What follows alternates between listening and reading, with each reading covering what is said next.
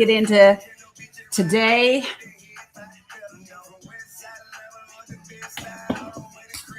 Good morning. Good morning. Happy to see everybody.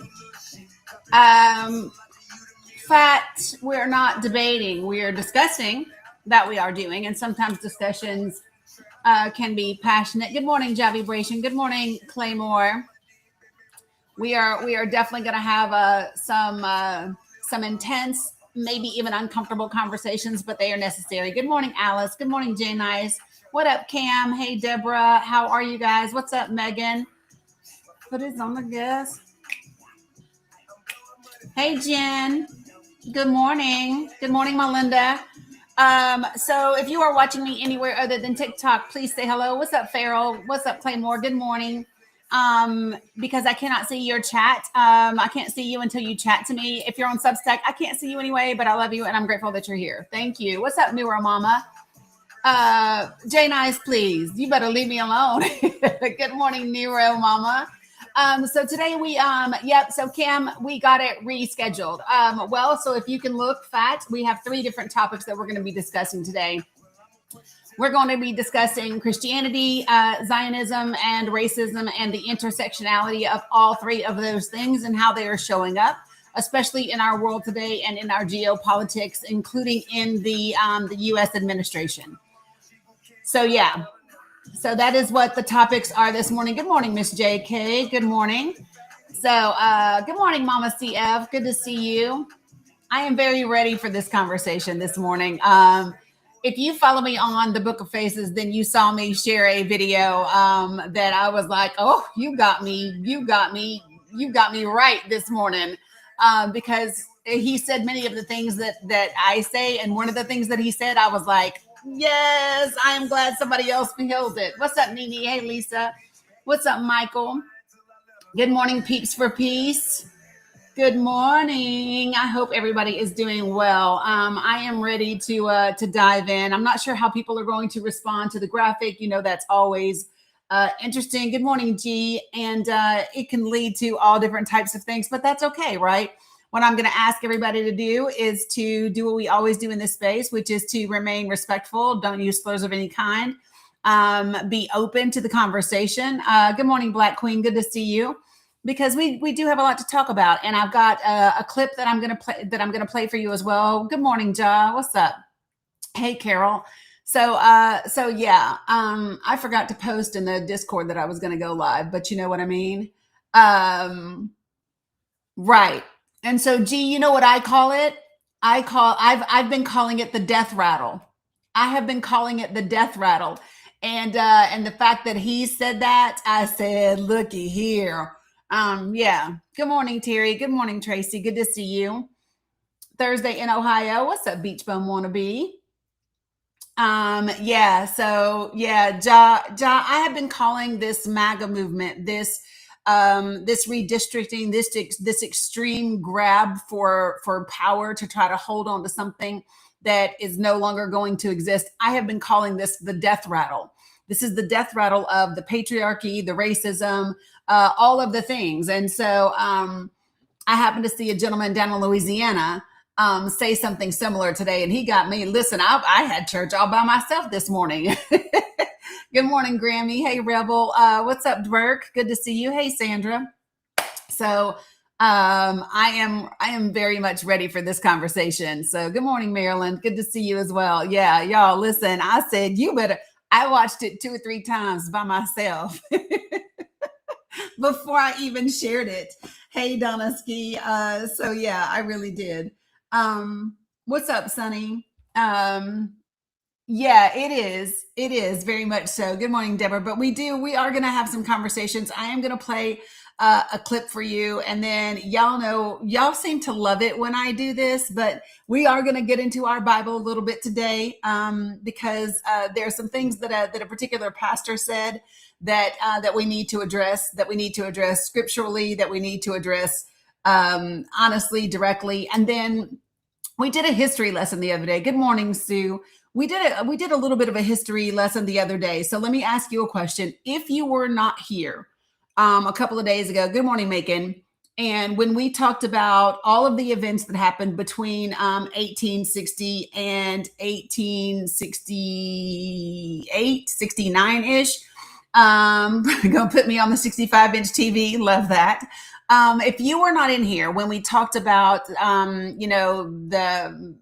the secession of the states, if you weren't here when we talked about the 13th and 14th Amendments, if you weren't here when we talked about the Reconstruction Acts, and all of that, put a 1 in the chat. If you were not here when we talked about all of those things the other day, could you put a 1 in the chat for me so I can kind of see what we got going?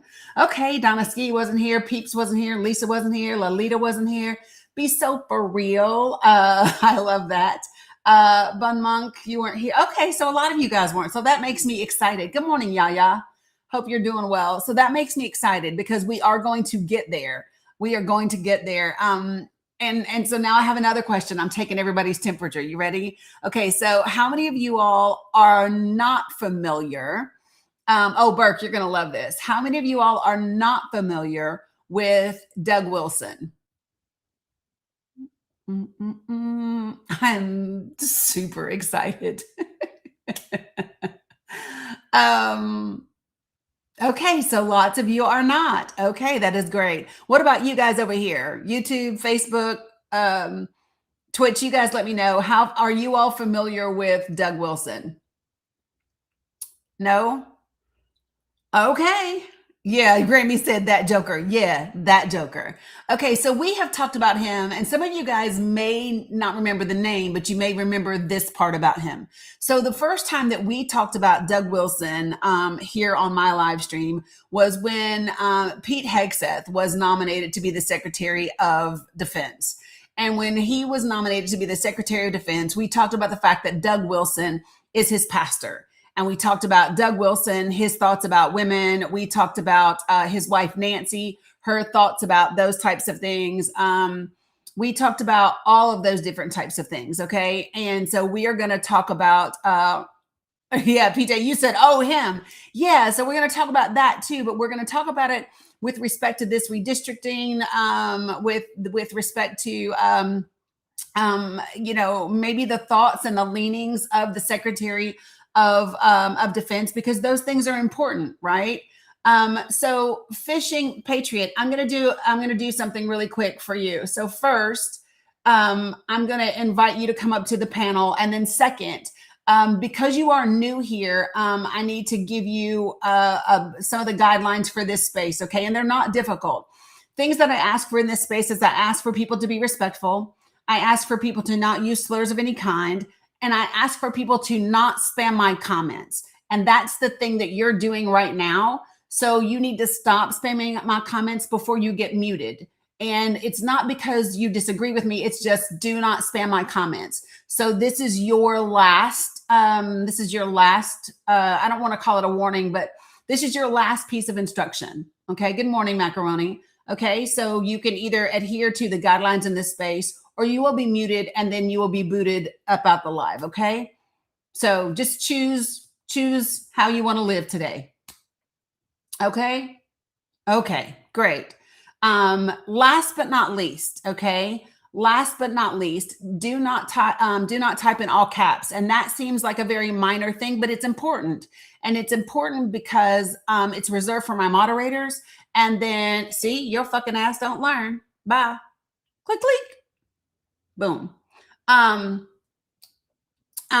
What was I saying? Oh, because all caps are reserved for my moderators, and it is reserved for my folks that are vision impaired. I've got some folks that do have visual disabilities, so be respectful and do not type in all caps. Good morning, Red Hot. Good morning, Making Magic. Good morning, Brandy. Good to see everybody. Michelle, all of you guys making it in here. What's up, Marvelous? Jamie as well. And let me just say, so Macaroni, I hope that Sue is doing well. Let us know if you need anything from us that we can help do. Okay. So, first thing I'm going to do is I'm going to give y'all, I'm going to let y'all have a little bit of a big sermon. Oh, hey, in Alaska. Love that. Where are you at in Alaska? Good morning, Packard. Okay, so check this out. I'm going to play a clip for you guys.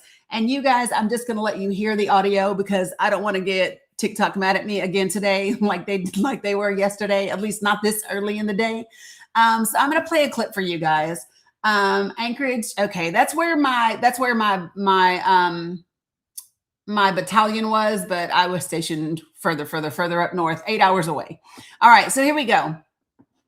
So I'm going to play this for you all. And if you follow me on Facebook, you may have already seen it this morning because I definitely shared it. Good Lord, I shared it. Good Lord, I shared it. And it is just fantastic in all of its glory. So this is a video that was shared by the route. Oh no, further away than Wainwright. I was 99 miles from Fort Wainwright. Okay, so listen. So this is a Louisiana resident who was speaking because Louisiana has made a move to redistrict as well, right? And so I want you to kind of hear what he has to say. He's a Black gentleman down in Louisiana, and he's talking to them about their redistricting. Okay, are you guys ready for this? Because not me closing my own screen. Yes, I did. Hold on, y'all. What am I doing over here? I don't know what I did, y'all. It's okay. It's all right. I don't know what I did. Hold on. I'm going to fix y'all. Okay, here we go. All right. So here it goes. I want y'all to hear what he says, and then we're going to go from there. Okay. Are you ready? Okay. I'm going to push play now. I think I am. And do I have the sound on? Okay, I do. I have no doubt in my mind that the map's going to pass. If y'all can give us less than 0 seats, you would do it. Y'all do this under the orders of somebody that said the Civil Rights Act was harmful to white people, that it caused reverse racism. RFK said that black children are overfilled on antidepressants and that they need to be reparented on different farms, all of them. Pete Hegseth constantly brings Doug Wilson to the Pentagon to give a prayer service. Doug Wilson is the same pastor that said that slave owners were on strong spiritual ground. I don't have no belief in no morality on anybody that followed Donald Trump. If you wasn't with this map, you wouldn't be underneath this president. You wouldn't be in your party. You would stand up. You would stand against it. You would speak out about it. So as far as I'm concerned, if you here as one of these Trump Republicans, you already showed us who you are. You showed us what you want to do. And I believe the country as a whole is rebuking your party. Y'all are in a death spiral. That's why y'all have to redistrict. That's why y'all have to cheat. That's why Trump got to go to Texas and say he entitled to 5 more seats. It's because y'all know what y'all doing is abhorrent. We letting our people die in Iran based on false pretense that Tulsi Gabbard and Joe Kent say it ain't real. Y'all okay with all that. So I'm positive y'all gonna be okay with the maps.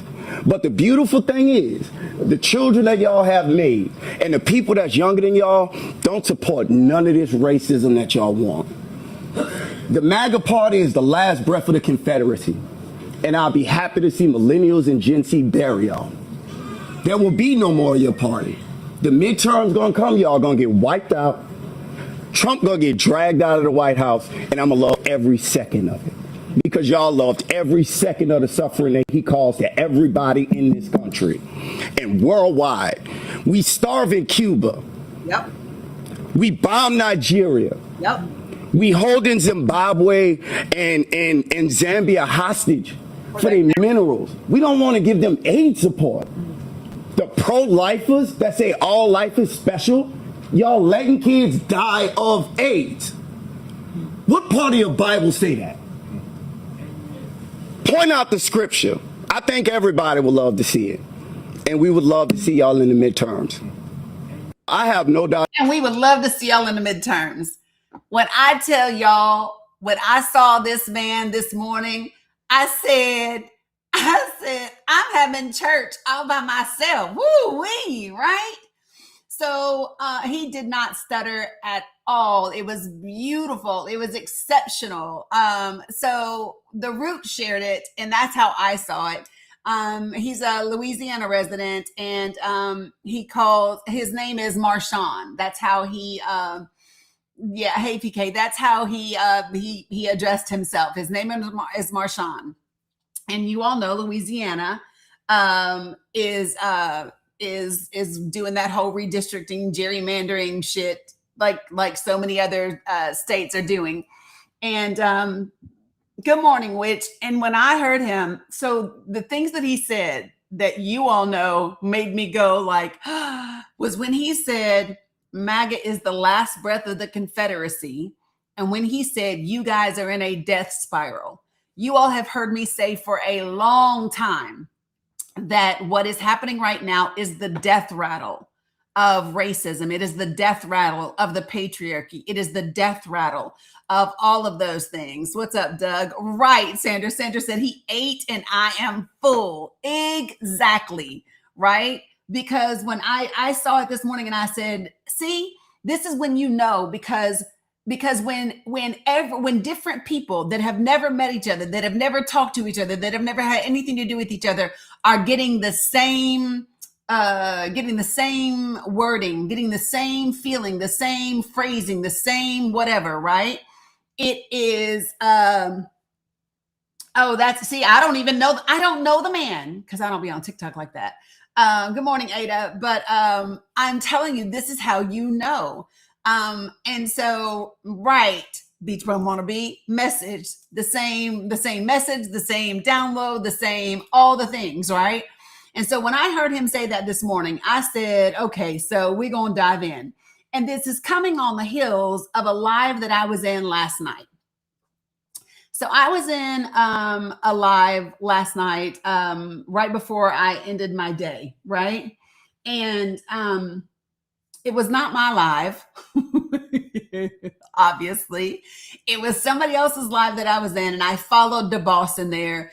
DeBoss and Itchy and Rowdy and those guys. Sometimes I join panels with them. And so last night was one of those nights because of, it was Levito's live. And so sometimes I join panels with them. Right, 100%. And so last night I did that because the topic was about this man by the name of Chud the Builder. Do y'all know who Chud the Builder is? If you do not know who Chud the Builder is, please put a 1 in the chat because I did not know who he was until yesterday. See, I'm so glad I don't be up on shit because I did not know who he was until yesterday. Oh, okay. So let me just tell y'all gonna make me take a drink of my Red Bull before I even get there. Okay, here we go. So Chud, the Builder, is this little meaty, long-haired white man down around Nashville and Clarksville, Tennessee, right? And he goes away, he goes around down in the streets and he videos himself calling people the N-word or saying racially insulting things to try to get around, to try to get, arousal out of them, to try to get them angry, to try to get them to do something, right? And so he might approach Black people and be like, oh, you've been chimping. Oh, you've been chimping. Things like that. And he films it. And people have been talking for a while about he gonna come up on the right one day. And he does it while he's walking around open carrying. He carries a weapon, okay? He carries a weapon. And they said, you know what? One day he gonna run up on the right one who don't got nothing to lose, who don't mind going back to prison. Like he gonna run up on the right. And so he does that. And in Tennessee, you can open carry, right? So yesterday he was doing that down on the streets, the N-word, this and the this and that and the whatever. And he ran up on the right brother, right? And started getting his ass whooped. And so Chud, the Builder, shot the Black dude and shot himself. Chud the Builder shot himself in the process. They are both okay. Chud the Builder was arrested. The Black guy they were both taken in an ambulance to be checked out. They're both okay. But yeah, and he shot himself. So apparently he should have been spending his time at the range instead of walking around open carrying. but I don't even know how.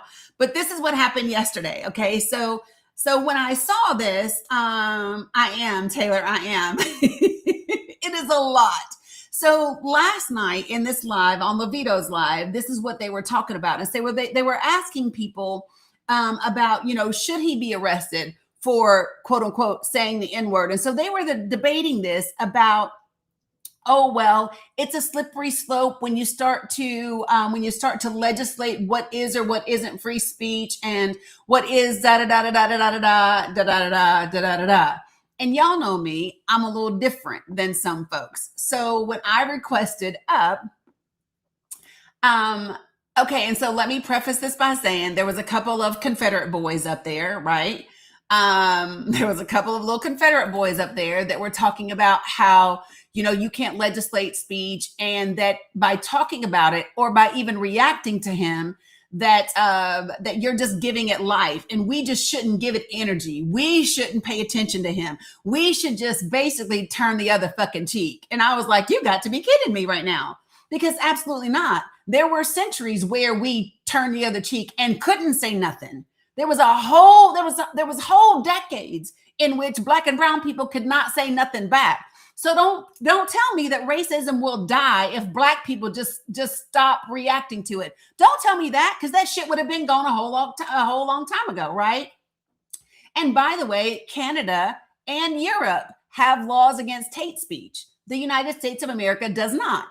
And so let me just be clear. It's not a hate crime, depending upon where you are and what legislation and where it's involved in all of those types of things, right? But so, dear United States of America, dear white men in America, you can actually have laws about speech, and it's not a slippery slope, right? So there are other countries in the world that have managed to be able to legislate hate speech and have universal health care. So don't say that the United States of America cannot do these things, because we absolutely can, because they have. Okay? I've only been on about 20 minutes. Okay? So, but when I joined the panel, there's a couple of things that these guys are missing, right? And this one guy, I guess I don't know, thinks he knows. I don't want to say, I don't know. Let me not say nothing. But one of the white dudes says whatever. Okay. So when I joined the panel a little bit differently. So when I joined the panel, I actually went on the panel and I began to quote Tennessee law. Okay. Because y'all know that's the way I do things. So I went up and did Tennessee, yeah, so I looked up a couple of different laws last night. So when I went up there last night, I cited Tennessee Code 39-17-308. And then I also cited, and then I cited Tennessee Code 39-17-305. And then I cited, this one's my favorite,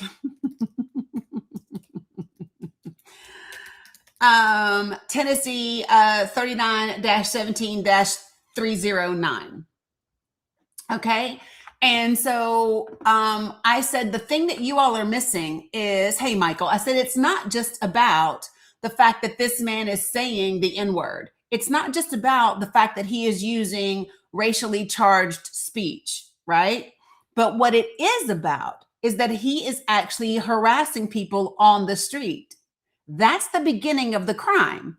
Follow me. That is the beginning of the crime. So let me share with you what the Tennessee statute says about harassment.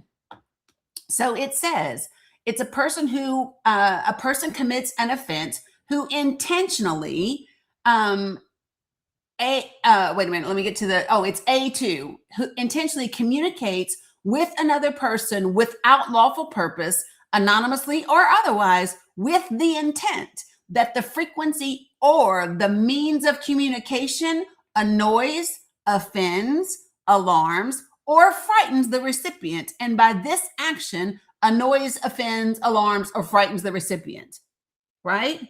communicates with the other person, to the other person, with intent to harass that person, right? So good morning, you guys. Shimmy, shimmy, cocoa pop. Good morning, David. And so, first of all, that's where it starts. So the man is committing harassment, number one. Number two, because he is harassing people using racial insults, that then makes it civil rights intimidation, my loves, which is a felony in the state of Tennessee. And I said, so what the Black folk in Tennessee should be doing, right, is whipping out their damn phones, videotaping as well. And when they videotape him, they need to be saying, please leave me alone. Please leave me alone. Please leave me alone. Right. And when he continues to do that bullshit, they need to take that evidence down to the police department, cite these 3 laws right here, and have him charged with harassment and civil rights intimidation. How do I know that works? Because I have done it. He's now a convicted felon back home in Tennessee. Okay. And so this is what sparked me kind of going down this road and this conversation. And then it got me into the video that I saw this morning. And which guy's name? Are you talking about Chud the Builder, the guy that's going around doing those things, or the guy that's now a felon? I'm not sure which one you're asking about. So here's the other thing that really irked my soul. So one of the, there's a white dude that got up there by the name of Peace. Now, I don't know Peace. Oh, somebody was in there with me. Who was in there with me? Yes, Jasmine. That was Steven. Remember, because Steven kept trying to come back up and Chocolate kept galaxying his ass. That was Steven. No, that was Zach. That was Zach. So there was a white dude named Steven, a white dude named Real Fake News, a white dude named Zach, and a white dude named Peace. So, well, I was there when DeBoss went off about Peace and the biracial grandbabies. I was there for that. But so here's the thing that really got my soul. So first of all, DeBoss asked me, y'all were there too? Well, damn. I didn't even know y'all were there. So anyway, so DeBoss had asked me what happened when I used these laws. And so I explained the process and what I did and why it matters. And that it's not about you're just saying someone should be arrested if they use the N-word, right? It's about someone being arrested when they are using the N-word while harassing you, while engaging in disorderly conduct in a public place, while harassing you repetitiously. That's what makes it civil rights intimidation, because you are protected from harassment due to race, creed, color, religion, any of those types of things, right? So what got me was, so first of all, Zachary said, when I said he's now a convicted felon, and Zach goes, oh, you said that like you're proud of that. I said, and I am damn proud of that. I am very proud of the fact that I used a system that I know was never designed to be in my benefit to get a racist asshole in check. And now he's a convicted felon. Yep. I am proud as hell of that fact. You best believe it. You don't like it? So he got really mad, right? And I don't really care, because then he ended up getting dropped. But anyway, so then Peace is talking, okay? And one of the things that Peace said really bothered me, because here's what he said. He said that he's not, he's just a good old Southern man. He's not racist. He's just a good old Southern guy. That's all he is, right? See, I don't know these people. Y'all, last night was the first night I saw Peace. Y'all know I don't be in them rooms all the time. So this was the first time I ever saw Peace. I don't know Peace. I don't know nothing about Peace. I don't know nothing.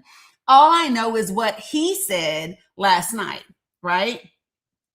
And that's on self-care. You got it. So, so in this conversation, Peace is talking. Yeah, he's just a good Southern guy. And the boss, of course, said, oh, yeah, y'all always like to use Southern as a code word for racism, right? Your Southern is just is your excuse for your racism, right? So anyway, Peace went on to say something that I want to correct. And I wanted to come up last night, but Levita was really stirring the pot and it was going on too long for me. And my ass was like, I'm tired. I got to go. So I didn't go back up. But Peace said that that the problem is that that white people white people got rid of slavery. He said, listen, we passed laws to get rid of slavery. We did whatever to get rid of slavery. And this is my thing, right? This is my thing. Not on your own free will. Not on your own free will. Let me just be clear, white people. You did not pass laws to get rid of slavery on your own. That's a lie. Peach just had a little image up. I don't know. He just had like a little red image up. So I couldn't tell you, right? But here's my thing. So I want to talk about, it's a big lie. Okay. And I'm going to get to Doug Wilson in a second, y'all. I'm going to take this conversation and we're going to get all the way to this administration. We're going to get all the way to the Secretary of Defense. We're going to get all the way to the Civil Rights Act of 1965. We're going to get all the way there from this conversation. Y'all ready?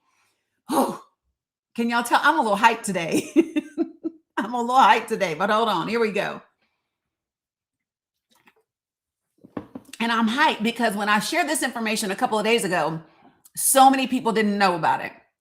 And there are a lot of you guys that wasn't here. Shut up, Mr. Barrios. They weren't here the other day when I shared it. So I'm excited that I get to share it with more people that didn't know about it the first time. Okay. So here we go. Okay. So here's what we have to understand. So, hey, Terry. Okay, Stephanie, you drive safely now. Okay. So here's the thing. We have to understand. Oh, and let me pull up my little documents again, because I don't know if I closed them yet or not. Y'all know I have 5,100 documents up all the time. And let me see. I don't need that one. That's one. Boop, boop. And that's one. Boop, boop. And that's the other one. And, that's that one. Look at me. Go me with all of them almost up. Did I close out that one? I closed that one. I'm going to get it back. Okay. So, I'm so proud of myself because I kept them up. Boop, boop. I know you like my sound effects. Buenos dias, Mr. Barrios. Okay. So listen. All right. So one of the things that, I don't, Butters, so listen, because her CT scan of her lungs was okay, and it showed no new permanent damage to her lungs, that they were okay rescheduling her for a few months from now. And then if anything happens in between, they just want us to call and then they'll get her in. So no, she was born weighing 1 pound, 3 ounces. So she has chronic pulmonary disease. So yeah. Okay. So let me show you. Okay. So here's what we talked about the other day. Y'all know that people in the South, Southern white folks. Oh, I got you, Terry. So y'all know they like to talk about how the Civil War was not about racism. It wasn't about slavery, right? Oh, yes. Jarvis was not happy yesterday, was he? Yeah. Jarvis had to take a seat yesterday, but it's going to be all right. So they want to say that it's over states' rights, right? How many of you guys have ever heard a white man from the South or a white woman from the South tell you that the Civil War was not about racism, that it was about states' rights? Give me a 1 in the comments. I've always heard that it's about states' rights. It was not about slavery. Yeah, look at all them ones. Right? Okay, so it was about states' rights, and it was about the states' rights to slavery. It was about the states' rights to have slavery. That's what it was. So the next time somebody says it was about states' rights, and you say, yes, it was about the states' rights to have slavery. 100%. You are correct. But don't forget that second part is really important. The only right they were interested in was the right to have they damn slaves back. Okay. So yesterday or a couple of days ago, I read this document to you all, and I'm going to read part of it again, but not all of it again. Okay. So, Yes. Y'all got me cracking up today. It is hilarious. Okay. So, all right, so let me say this. So, hey, Shanna. Yeah, that's what it was, Charletta. So, in the beginning of this document, so we know that South Carolina was the first state to secede from the Union, right? Good morning, Micro. And when South Carolina was going to secede from the Union, they laid out their case for their secession using as an example the 13 colonies seceding from the British, right? He said, listen, we revolted from the British because our agreement with them no longer worked. It was bad for us. It was da da da da da. And so that was the argument that they used in the beginning of their secession, right? They said, listen, we determined that our relationship with the British, that they were no longer holding up their end of the compact. And so because you all, northern states, are no longer holding up your end of our compact, then we have the right to leave. And we get to be a sovereign, independent state. Now, the question becomes, what part of the agreement were they not holding up? Okay. And so this is when we get to talk about slavery, because this is what it's about. This is all them jokers cared about. All right. So, boom, boom, boom. Here it goes. So they say, and I'm going to share it with you all. Dum, dum, dum, dum, dum, dum. Y'all, I love facts. I do. I love facts. No, Kenneth, we cannot. So, I don't know why you keep trying, Kenneth. The answer is going to be the same. No. Okay. So, and for those of y'all who think that I'm being mean to Kenneth, I need for y'all to understand something about me. When people show me who they are, I believe them. Right. And Kenneth and I shared a panel one day, and Kenneth showed me exactly who he was that day. And I know exactly who he is now. So I no longer join panels that Kenneth is on. Matter of fact, if he joins a panel I'm on, I will leave. And Kenneth does not join my panels. Right? Fool me once, shame on you. Fool me twice, shame on me. I will never be fooled again. So no, we can't start over. Nope. All right. Nope. I don't need any more assets, Kenneth. I'm good. Thank you, though. All right. So let me tell you what the South Carolina Declaration of Immediate Causes. So let me tell you the name of their secession document. The name of their secession document says Confederate States of America Declaration of the Immediate Causes which induce and justify the secession of South Carolina from the federal unit. Okay, Union. You're welcome, Righteous. So this is what's really important. So I want you to be clear about the verbiage. So listen, it says, these are the immediate causes which induce, which means this is what's causing us to leave the Union, and justify us leaving the Union, right? Y'all don't talk to Kenneth. Listen, I told Kenneth he can sit in here and hopefully learn something. He just can't get on my panel. That's all. He can sit in here and learn something. He just can't get on the panel. Or be distracted. Kenneth knows how to behave in here. All right, so here we go. So okay, so let me tell you. So he was talking about. They talk about the Constitution, and they talk about the Article 4. Forgiveness has nothing to do with allowing you to join my panel. I don't hold any ill will towards you. I'm not holding some like.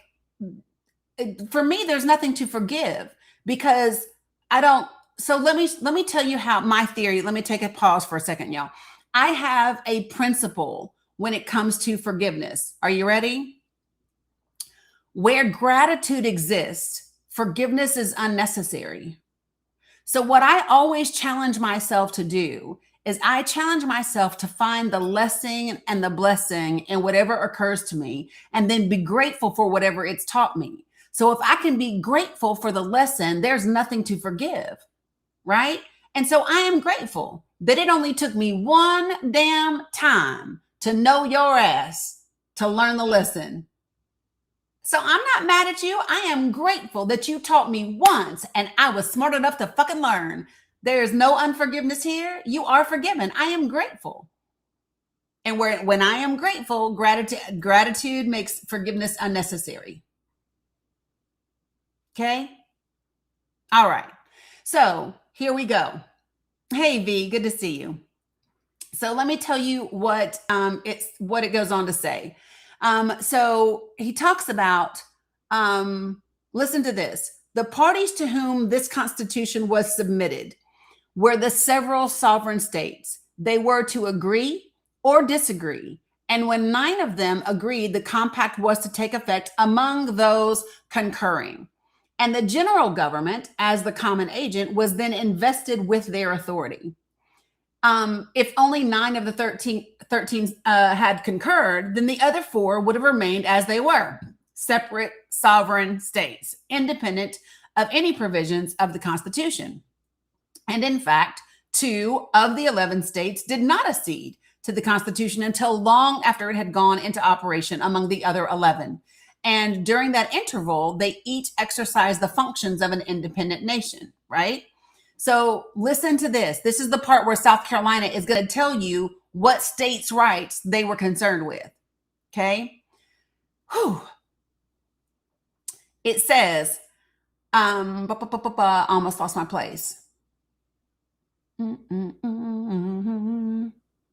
Okay, there's that.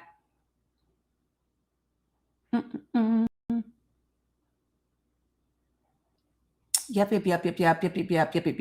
Okay, here it is. The Constitution of the United States, in its 4th article, provides as follows, quote, no person held to service or labor in one state under the laws of that state, escaping into another, shall in any consequence of any law or regulation of that state be discharged from the service or labor that they had in this state, but shall be delivered up upon claim of the party to whom the labor is owed, right?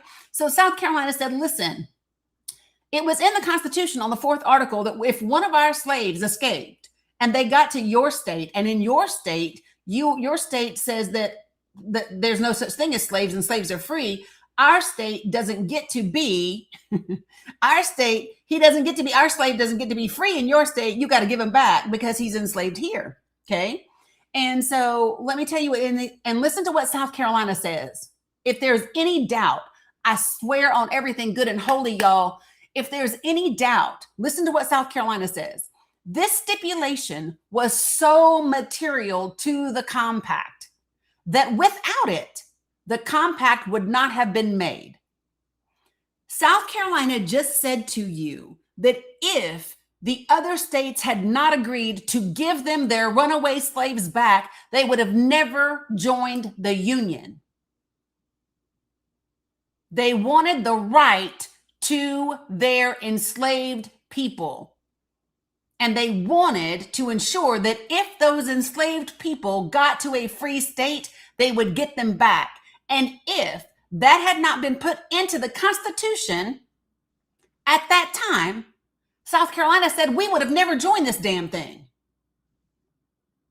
So I want everyone to sit for a minute before you ever start to open your mouth and tell someone ever again that the secession, that the Civil War was not over slavery, because it was. South Carolina said, listen, this entire document tells you what has caused us to leave and what justifies us leaving, right? All right.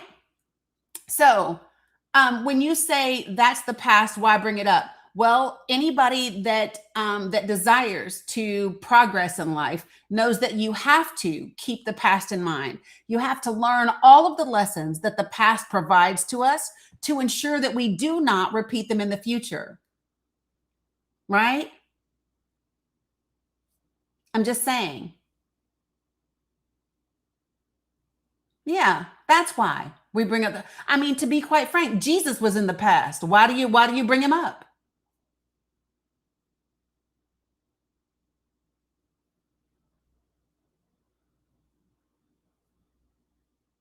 if we want to go there. Okay. Okay. So they said this stipulation was so material to the compact that without it, the compact would not have been made. The greater number of the contracting parties held slaves, and they had previously evinced their estimate of the value of each of such a stipulation by making it a condition in the ordinance for the government of the territory seceded by Virginia, which now composes the states north of the Ohio River.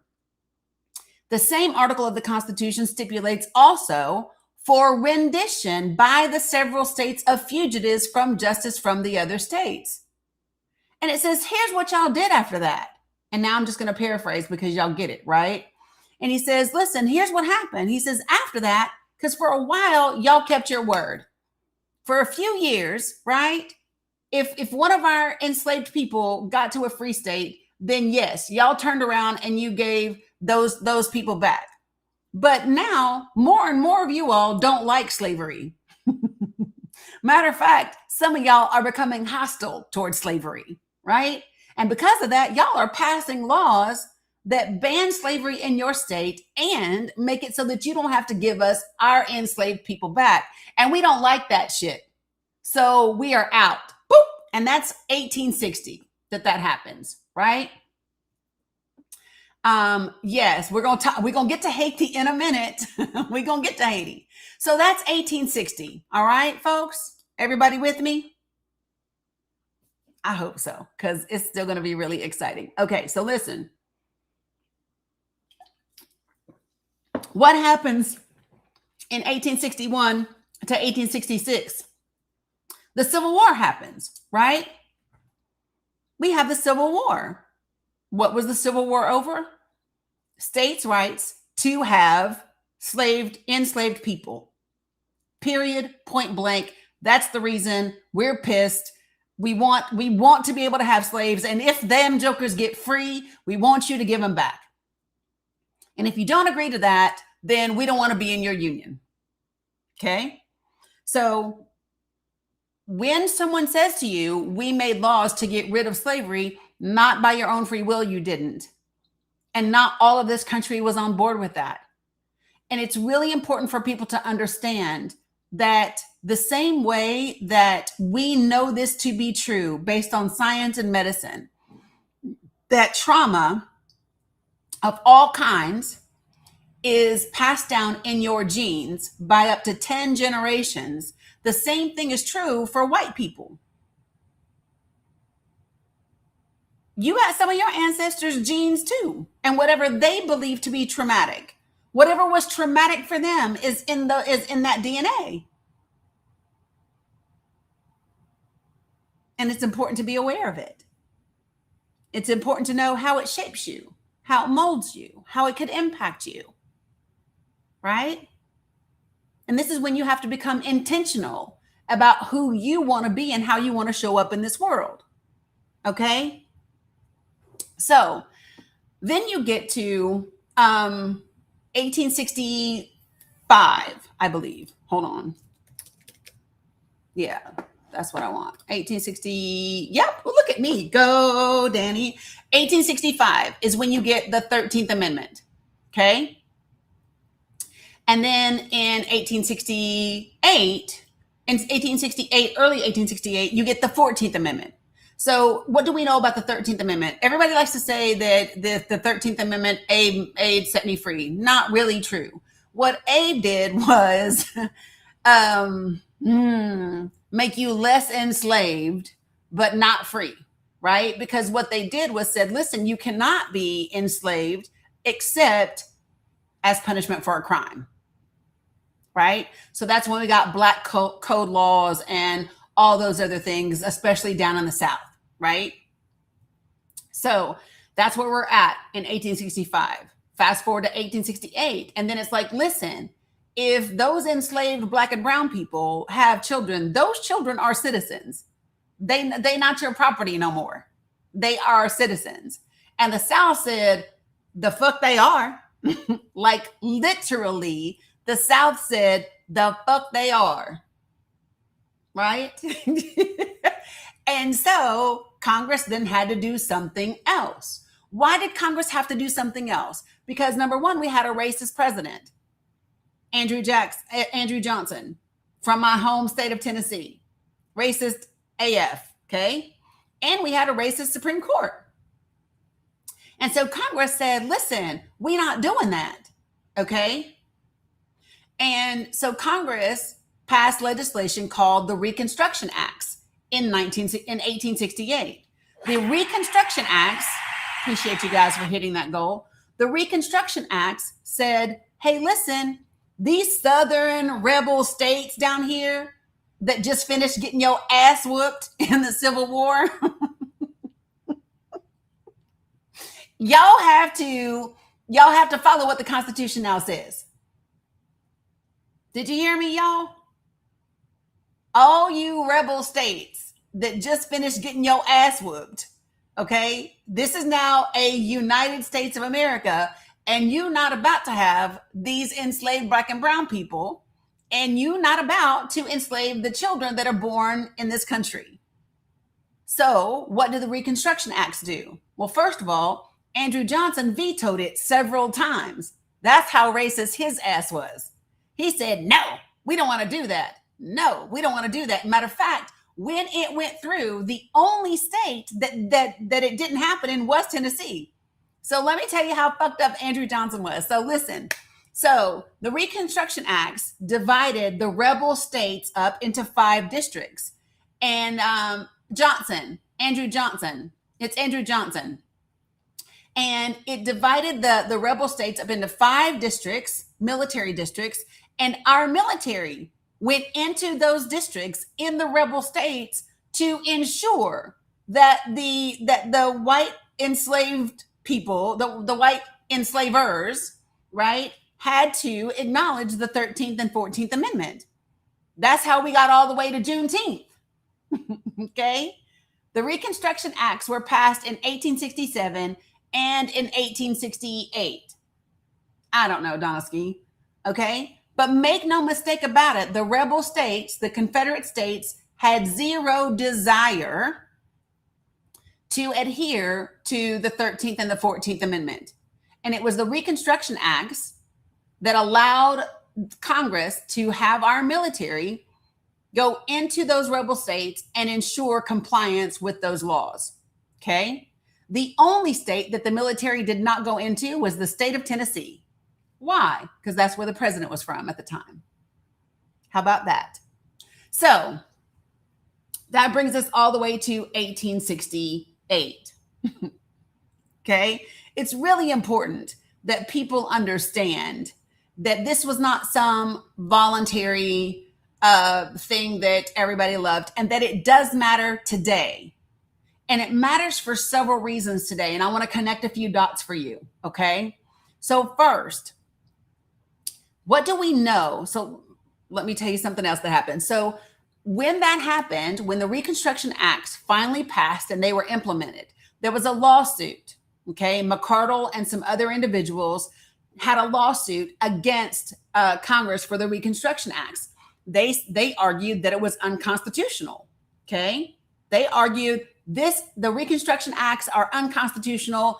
They can't happen. And so that court case had worked its way all the way up to the Supreme Court. So the Supreme Court was hearing arguments, right? And the Supreme Court was determining what they were going to do, right? They were in that phase where they're deciding whether or not the Reconstruction Acts were actually constitutional. So then what happened?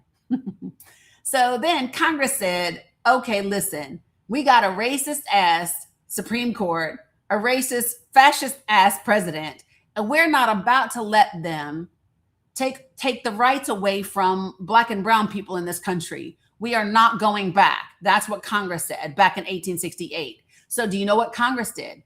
While the Supreme Court had that court case before them, Congress passed another law that took that case out of the Supreme Court's jurisdiction in the middle of the case.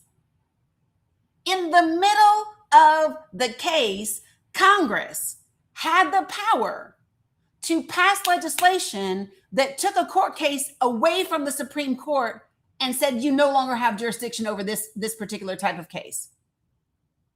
So that should excite those of you that don't like fascism. That should excite those of you that don't like racism. That should excite those of you that don't like sexism and misogyny. It should excite people that don't like transphobia and homophobia. It should excite those of you that want our children to have fully funded education.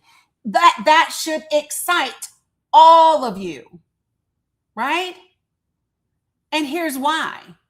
Congress is the one branch of government that can put the checks and balances not only on the executive branch, but also on the courts. And you get to shape Congress in 6 months. I'm going to repeat myself. Congress is the one branch of government that can rein in the executive branch and have checks and balances on the judicial branch. And you get to shape the Congress in 6 months. This is not a hypothetical. This is real. And just imagine what would happen if every American knew that. What if every person in this country knew that Congress, with a supermajority of progressives, could pass legislation immediately to protect things from coming in front of that court, could take power away from Alito and Thomas and Gorsuch and Kavanaugh? What would happen? Hey, facts people, appreciate you guys for coming in. That is the position that we are in. And it is super important for people to know that. Exactly, Taylor, they would vote. What's up, Heidi Ho? Welcome in, facts people. Appreciate you guys.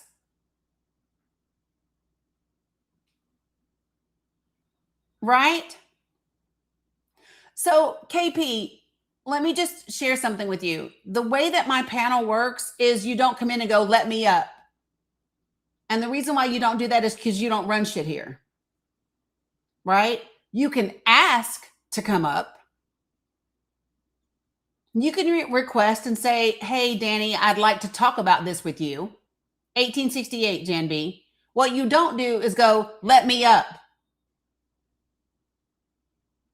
Because I'm not your kid. You don't run shit here.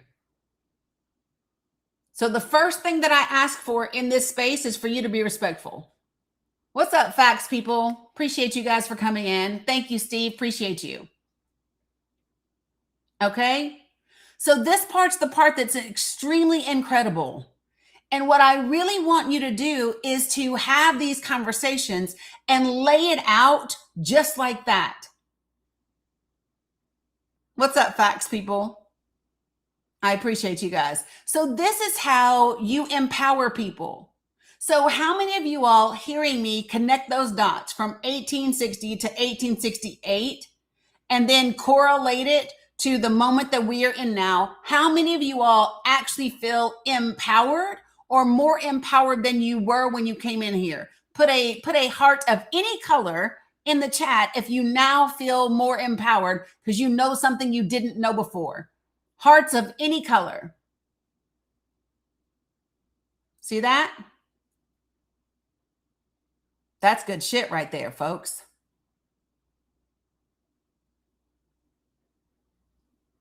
This is what makes me excited, folks.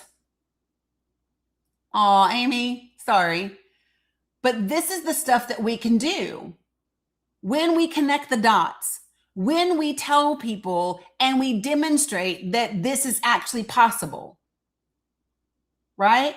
Good morning, she calls. Okay? So I want to talk to my facts people that just came in. Okay? Yep, I'm going to share with you. I just shared it and I'll do it again, Steelfire. Give me 1 second, okay? So facts people, I just finished covering from 1860 to 1868, okay?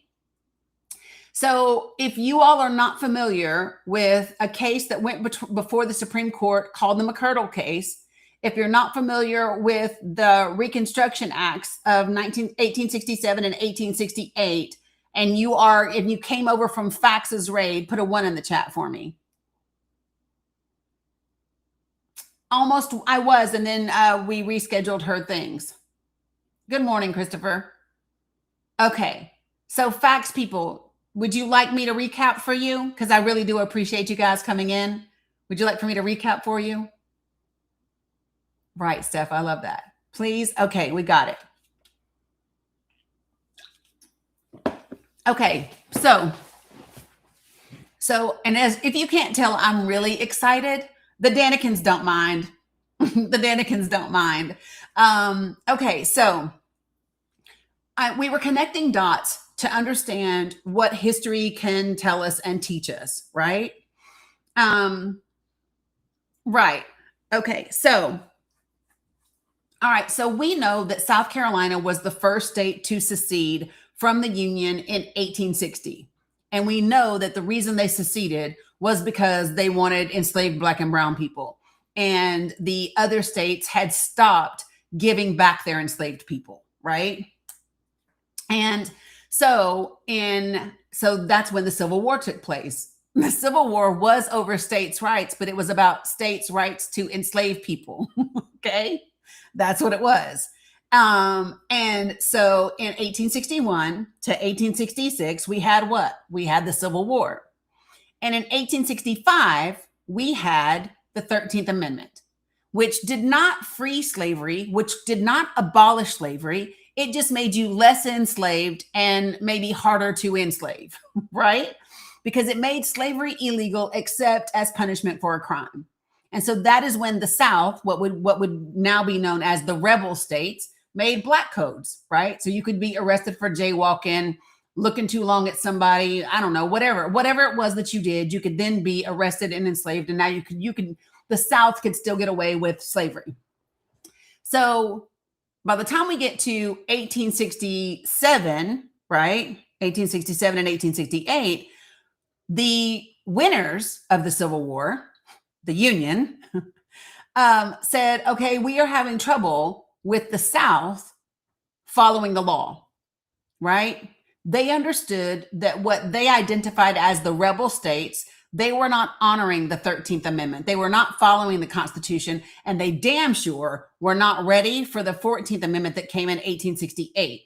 So the 14th Amendment, as you all know, is birthright citizenship, which is now before the Supreme Court. And the Supreme Court is in what right now? They are contemplating their decision on birthright citizenship. And everything looks as if they're going to uphold it, but just remember that that's where we are, okay? And those rebel states did not want that, right? I want you all to stop and think for just a moment that without free labor, this country would never have become the economic powerhouse that it is today. You can say, oh, it's because of the Industrial Revolution. Well, the only reason you got to the Industrial Revolution was off of the backs of enslaved Black and brown people. You don't get to the Industrial Revolution if you don't have free slavery from Black and brown people. Why? Because some of that shit we invented, right? And then y'all would have been out picking your own cotton, doing your own stuff, okay? So the economic advantage that Black and brown people gave this country is the reason why it is what it is today. Okay? Yeah, and red people too. So let me just tell you, so Toaster, that's a whole nother conversation we're gonna have, because I believe that the United States of America will never be truly great until it does right by the indigenous people of this land and the Black and brown people of this land. Okay? So, but here we go. So here's what happens. In 1867 and in 1868, Congress passes these laws called the Reconstruction Acts. So if you've never heard of the Reconstruction Acts of 1868 or 1867, put a 1 in the chat for me, because I'm about to make y'all really fucking excited in a second. If you've never heard of them, put a 1 in the chat. I love it when people learn. So the Reconstruction Acts that Congress passed what those Reconstruction Acts did was they divided up the rebel states into 5 different districts. And out of those 5 different districts, the United States military was assigned to those districts, right, to make sure that those rebel states honored the 13th and the 14th Amendment. That's how we got Juneteenth.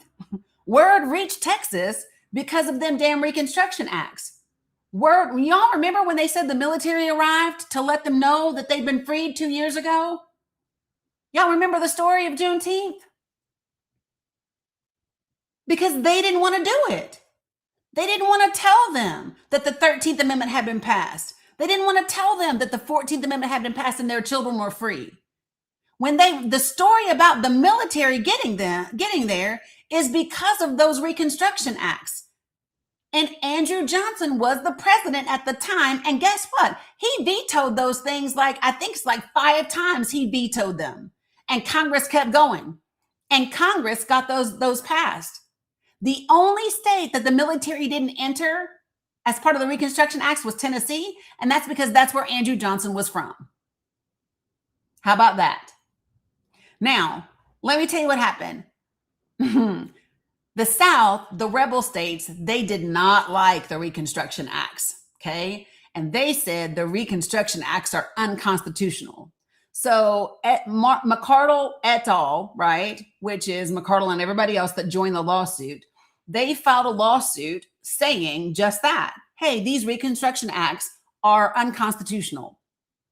And so that court case made its way through the courts until it got finally before the Supreme Court, okay? Now, remember, we got a racist, fascist president in the White House at that time, Andrew Johnson, and we got a racist Supreme Court at the same time. And Congress said, okay, listen, we are not going to let them undo the progress that we have made. We are not going to let this fascist, racist president and this racist Supreme Court undo the progress that we are making. Right, Tigress, just like today. So 2 things happened in 1868. Are you ready? Number 1, Congress passed legislation changing what types of cases went before the Supreme Court. And because of that McCardle case that was before the Supreme Court, which was already in play, they'd already made their arguments, that case got taken away from the Supreme Court in the middle of deliberations because Congress passed a law that said these types of cases no longer fall under your jurisdiction. Ain't that some shit? And then Congress did something else. Congress said, you know what? We have 9 districts in this country, so we're going to have 9 justices on this court. And so Congress passed that legislation, and they made the Supreme Court have 9 justices. So the reason that should excite the absolute hell out of all of y'all is that Congress has the demonstrated, historically accurate ability to put checks and balances on the executive branch and on the judicial branch through legislation, right? And in just 6 months, we get to determine what Congress looks like.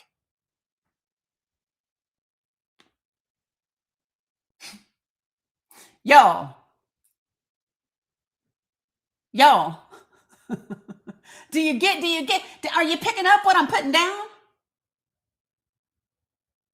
So if you were raised in the South like me, you should be and I was raised as a Southern Baptist. You should be doing a little Holy Ghost dance in your living room right now. Okay? This is good shit. And it's accurate. And it empowers. And it gives people something to work with, something that is tangible. Right? Hey, Nance. This is the part that's really important. This is not pie in the sky. Oh, what if? This is, oh shit. If we get off our ass and really do the work, in 6 months, we can put us on a path to have exactly that. And we have a Congress right now that is scared to death of progressives. Great. We love that. We love that. You should be. Now, those of you guys that are in Facts, that came over from Faxes Live, have you guys seen the video from Louisiana from Marshawn? Have any of you all seen that video? Because I know nobody will mind if I play it again. No? I'm going to play it again. It's worth playing again. Either way, it don't matter. Listen, I done played this damn thing 5 times, y'all. I done played it 5 times. It's got my soul feeling so good. So we're going to do it again this morning. We're going to do it again. Y'all ready? You want to hear it? Here it goes. It's so good. Okay, listen to him.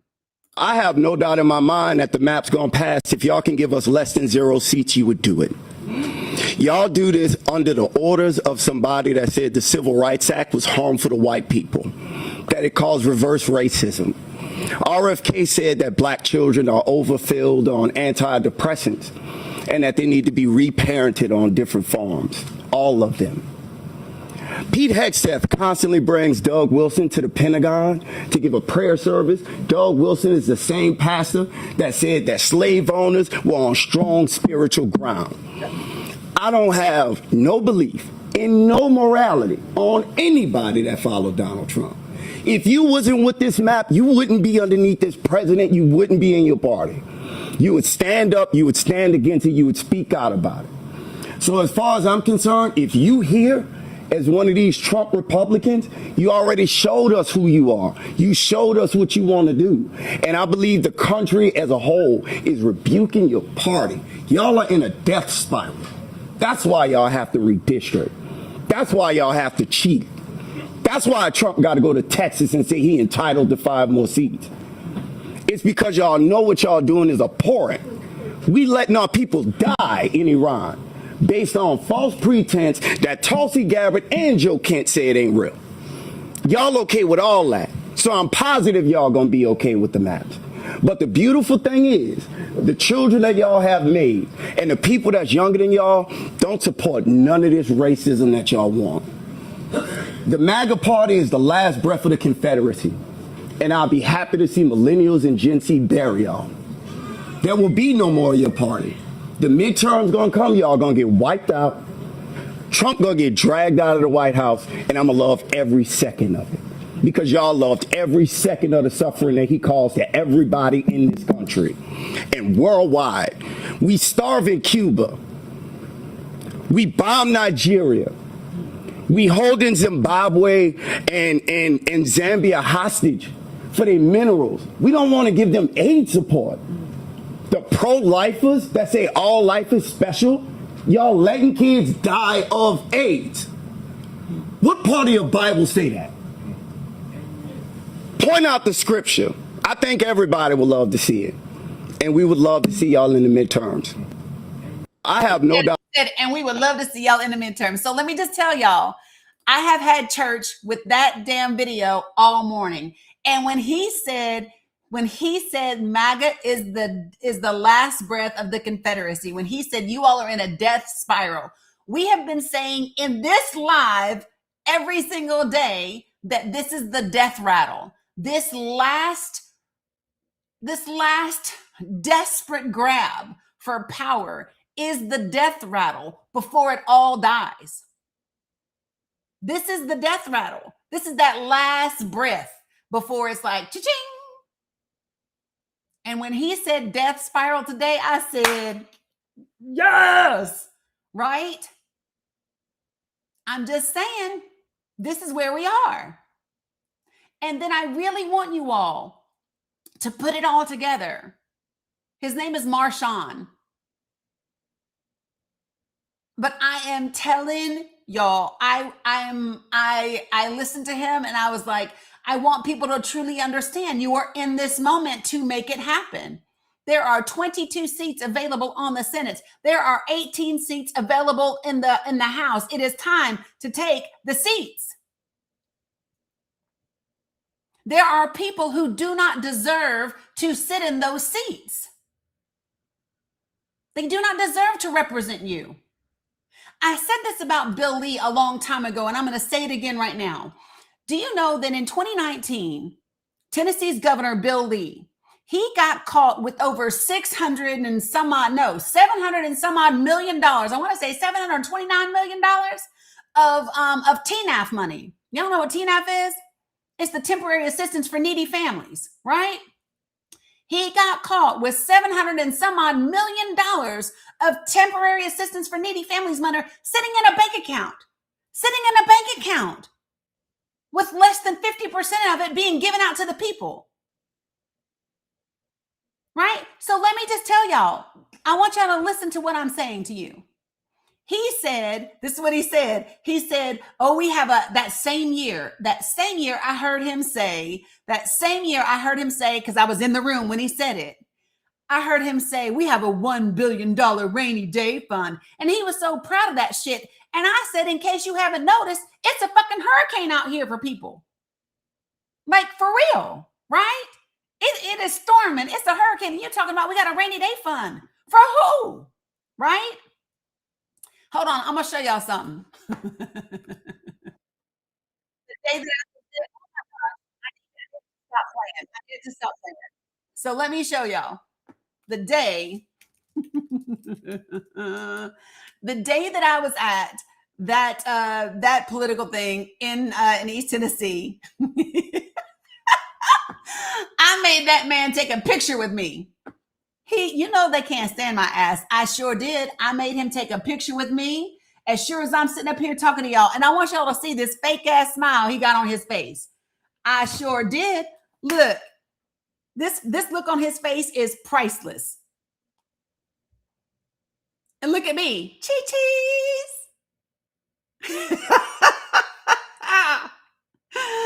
Oh, no. He was so mad. I turned my camera. I said, can somebody take this picture for me?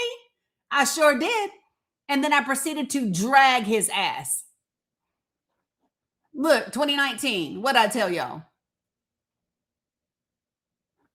Sure enough, I got a picture with me in Phil Rowe's face, in Tim McCain's face. Why? Because they deserve to be held accountable for what they do to the people. So let me tell y'all, this is the governor. You elect the governor, and his responsibility is to take care of the people in his state. Yes or no? Is the governor's responsibility to take care of the people in his state? Not just the corporations, right? Not just the corporations, but the people. And he got money stored up. He got a $1 billion rainy day fund, right? Now, I want y'all to play this out with me. I've used this example a time or two before, but I'm going to use it again right now. So let's just say that you got 4 children at home, okay? And you got a job and all of that, but your children, you don't have food in your house. Your children are sleeping on the floors. There's no beds. There's no mattresses, but you got $50,000 just in the bank account for a rainy day. And all of a sudden, CPS comes into your house and CPS knocks on the door, right? And CPS says, hey, we need to check on the welfare of your children. And you say, oh, they're good. They sleeping. They got a roof over their head. And the CPS said, but what about food? And you say, but listen, they're gonna be okay. I have $50,000 in the bank account for a rainy day. What is CPS gonna do? They are going to take your children from you. Yes? Is CPS not going to take the children away from you? Yes, they are. And you should take your children away from these representatives.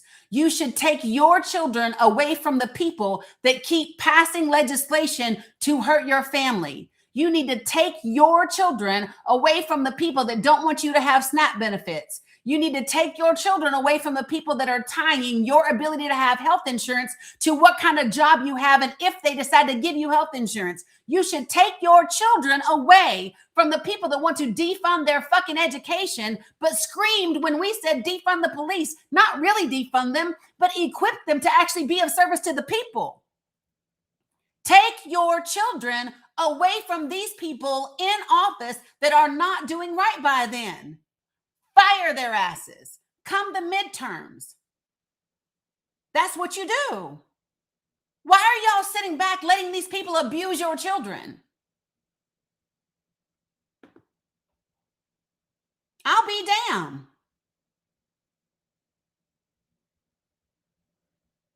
Just saying. And the beautiful thing about that is that the mechanism exists. The mechanisms exist to be able to determine and help rein in this court and this administration. And you are the key to that mechanism. You.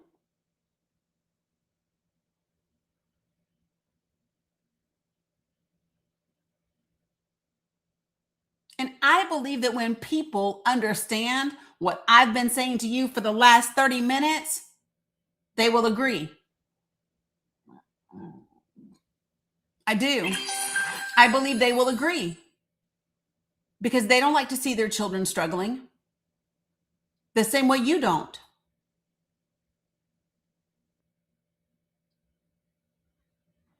It's really important that we understand that these folks do what is necessary. They've got to go. It's our opportunity to build on that. Right? Oops. Y'all, this thing just clicked over here for me. Okay, there we go. Right? It is really important.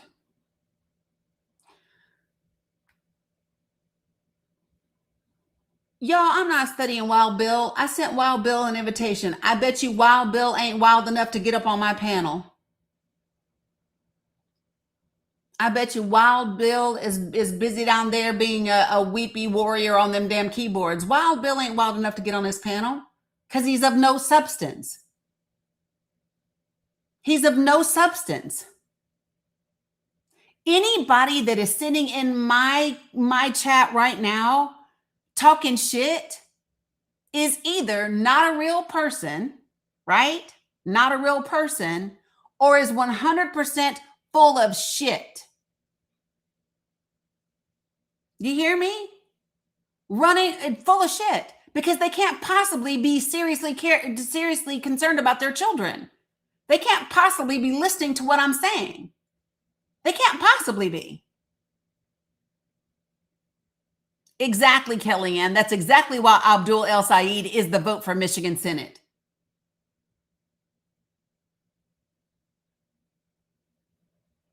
Period. Listen, I don't even care. Like, listen, if you voted for Donald Trump in 2020, or in 2016, 2020, or 2024, I still want your children to eat.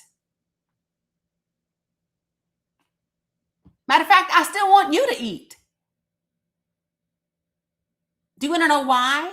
My desire for people to be fed and for people to be clothed and for people to be able to get health care isn't contingent upon whether or not they agree with me or not. It's because you're a human being. You might be a shitty human being, right? But you're a human being. Because some of y'all are shitty, if we're just being honest.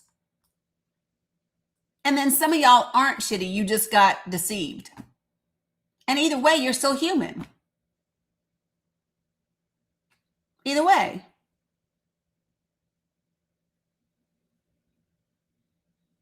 Period. And this is when you have to decide what type of human being are you.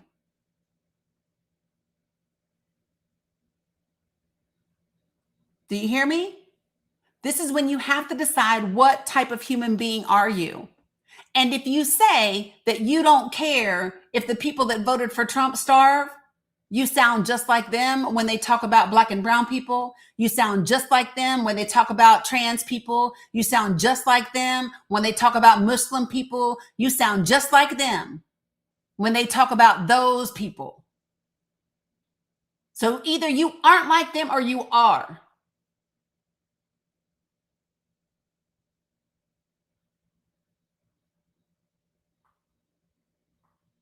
Choose.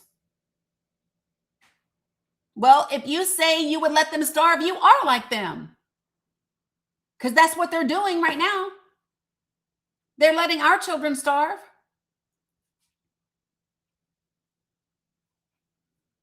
See, you can't say, "Oh, well, I could never be them," but you are having an attitude that is very similar to them. You either going to clean your heart out and get shit right or you not. But don't pretend. Don't pretend to be progressive. Don't pretend to be a humanist. Don't pretend that you care about all people, but it's contingent upon how those people voted the last time. If how you show up is dependent upon who someone else is, you don't have you. You should care about people that don't care about you because you choose to be someone that cares about people.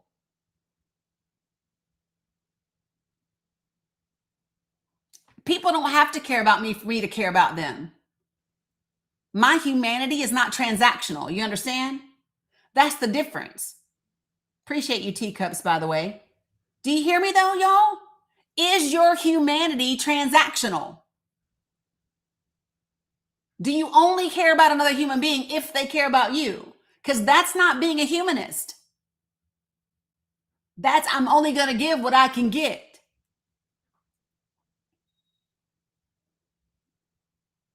And some people don't like to hear that because you want to feel superior to the MAGA folks. Guess what? That's what they wanted. They wanted to feel superior than immigrants.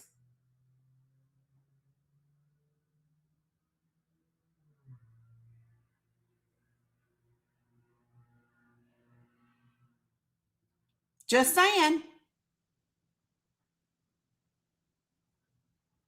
And this is the difficult part. This is the difficult part, y'all. It's easy. It's easy to say, well, I know that I chose the right candidate. I know I did the right thing. So fuck everybody else who didn't.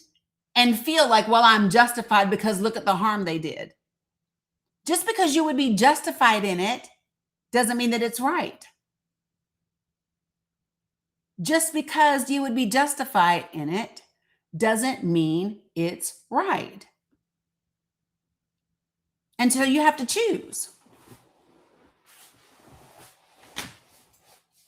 And some people aren't there yet. I get that. I respect your journey.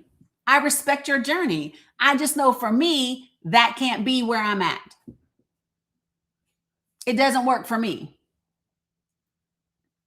Right? And one day I want it to not work for anyone.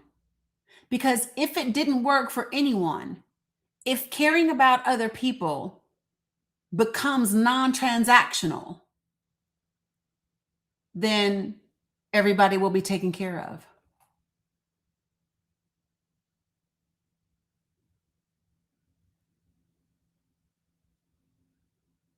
Right? Appreciate it, Winston.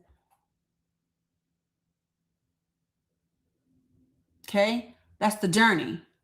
Now, I told you guys I was going to take this conversation into this administration, specifically into the Secretary of Defense and some other people. Okay? So I know that we talked about Pete Hegseth when he was nominated to be the Secretary of Defense. And y'all, I'm never going to call it the Department of War. I'm never going to do that. Okay? It is the Department of Defense because words matter and they have an impact. Okay? So when we talk about Pete Hegseth and the Department of Defense, right? Then you have to talk about, well, what are the influences in his life? What does he believe in, right? And so what we know, this is a guy who acts like he's quoting the Bible while he recites Pulp Fiction. This is a guy who tells military people that that this is the War of Armageddon. This is a guy who stood on stage 5-6 years ago and told everybody that it would be nice to one day rebuild the temple, right? This is who we're talking about. So his pastor, Doug Wilson, and by the way, they have, not only does this pastor have a church, but they have schools. And Pete Hegseth's children go to this school. Y'all hear me? His children go to the school. So it's important. The ideology matters. The ideology that someone believes in when they are in charge of the largest military in the world, with the largest budget that we've ever had in the history of our country. Yeah, for Israel, they want the third temple rebuilt. Well, he says he's a Christian, but there's all different types of Christianity. There's like 40,000 different types of Christianity. I believe that they are close to Calvinism, but I don't know specifically. Yep, his pastor is from, it looks like Moscow, Iowa. I know they don't pronounce it that way, but that's where it looks. That's what it looks like. So before I do that, is there anybody that has requested up that wants to talk about any of the things that I just covered? I don't want to veer off to any other subjects right now because I feel like this one is so important. But if you want to talk about any of the things that we've just been talking about, Congress, midterms, anything from the 1860 to 1868 time period, any of those things. If anybody is in my request and that's what you want to do, can you put a heart in the chat for me so that I know?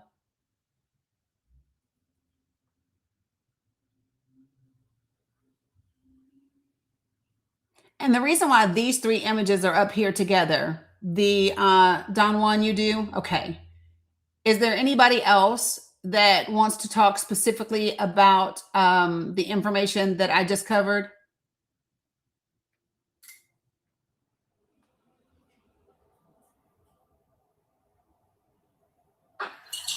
Hello. Hey, what's up, Don Juan? What you got? Okay, Gossamer, when I bring you up, please put yourself on mute until I get to you.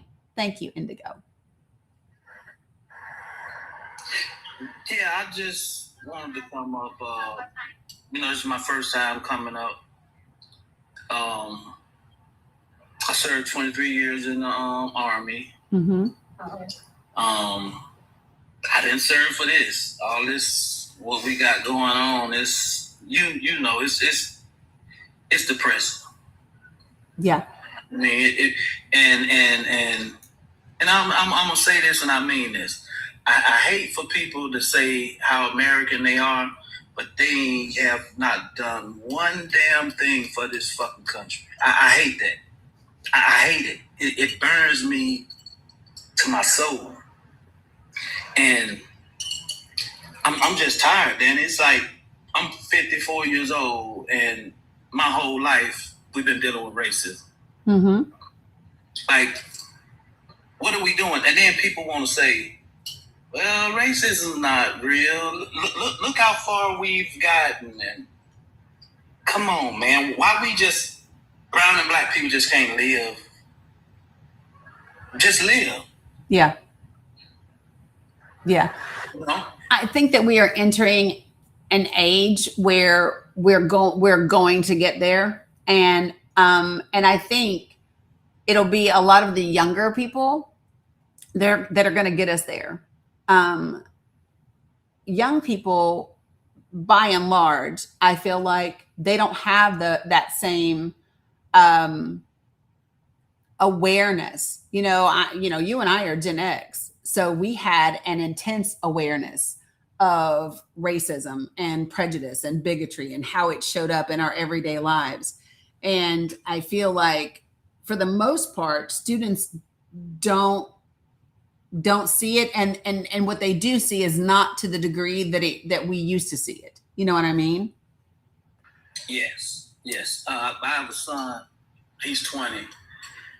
He's in college, and he a free spirit, and I try to have conversations with him, the hard ones. Yeah. And he's looking at it from a prism of his friends. Yeah. And some of the guys and girls are white, Mm-hmm. White TV, I'm on TikTok. you know, but and it's like he's like, but Dad, you know, it's really not like that. And I'm like, well, son, it's a big world out here, you know. Yeah. You know, and I try to prepare him, but that's what and it depresses me because I have kids and they have to come into this world and live in this world and live with these things. Everybody's gonna say that their kids are precious and they're sweet and you should, but everybody, whether you're Republican or Democrat, you want the best for your kid. Mm-hmm. But like you were saying earlier, we all got the same needs and wants. Yeah. Only thing different on us is the color of our skin. My family sit down and eat dinner just like everybody else family sit down and eat dinner. It's no different. I want a good education for my kids. I want, you know, my kids to be better than I was, you know. Yeah. And it's just it's just hard to deal with it on a year in and year out. Okay, here we go again. Mm-hmm. You know, and I'm just venting, you know, because it's frustrating. Yeah. 100%. It really is, because I know the stereotypes that's out there, mm-hmm. and every sector in the world has its bad people. We know this because we've been there. We know, and people are like, well, you know, the U.S. isn't bad as so and so. I said, yeah, that's true, but the U.S. hadn't been around as long as a lot of these countries, and we've racked up some points in our short time. You know, we racked up some, yeah, and not in a good way. Right. You know, and I served this country, and I served alongside of guys and girls that come from different backgrounds. They don't see the world the way I've seen it. They have their opinions, and they have their right. Yeah. You know, I had a mechanic tell me one time he wished we'd go back to Africa where we came from. He actually told me this while he was working on my vehicle. And you know what I would have told him? Well, after your ass goes to Europe, you know, you lead the way. Show me how it's done. and I told him, I said, well, first of all, we didn't ask to come here. Let's just, if we gonna sift through the bullshit, let's do it. Yeah. Since you want to come at me like this, bro, we didn't ask to be here. Yeah. We were brought here, and like what makes people? And this is the question I want to give to you. I don't want to be on too long. What is the foundation of racism? Like, why does it even exist? Like, what is the purpose? Like, mm-hmm. Yeah, you say you're a Christian. You say you believe in this and that, and mm-hmm. but the way some of these people live, like savages. Yeah. So,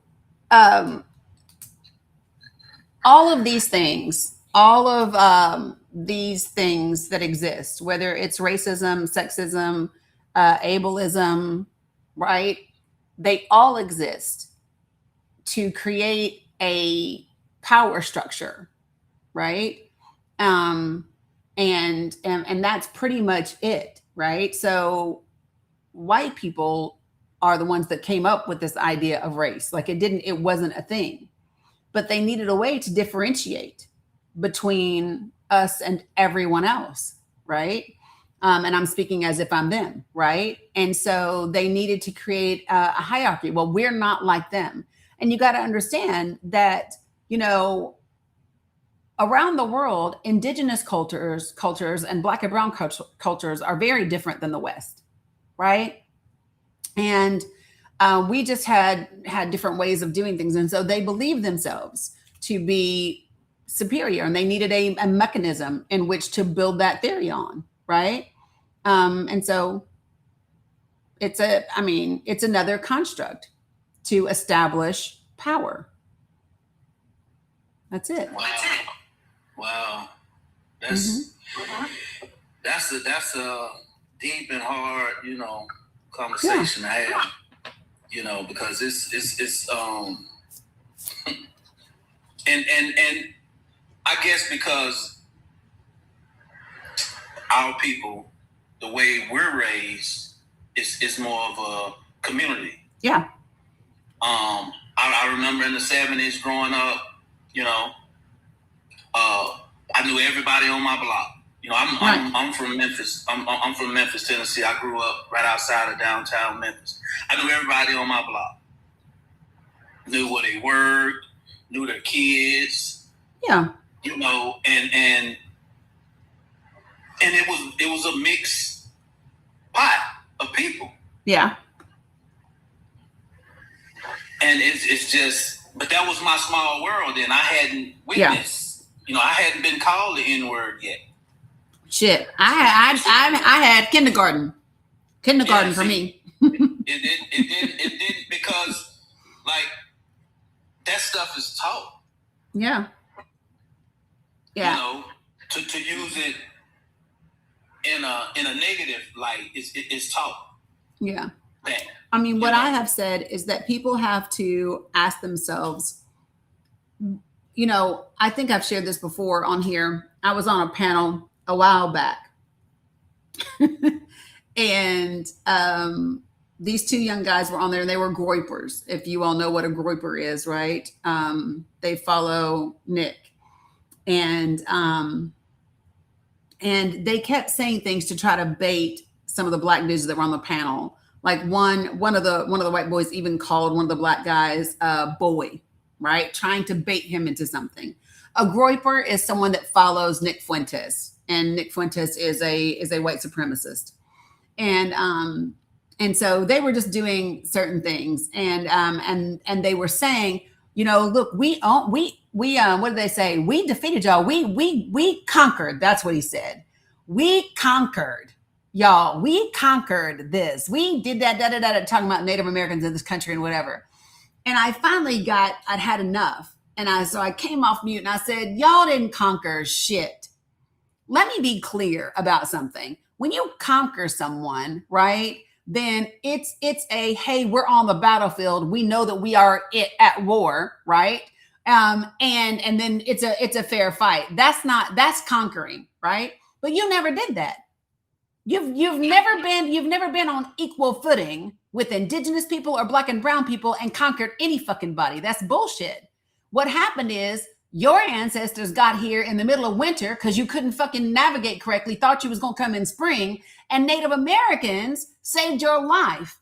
And then you all thought it would be somehow wise to steal from their stored up goods for the winter. You all wanted to infect them with smallpox. You all wanted to take advantage, and then you all wanted to dominate a people that literally saved your lives. You will never make me feel bad about coming from a people that would be gracious and kind and compassionate and welcoming. You can't make me feel bad about being black or being brown ever.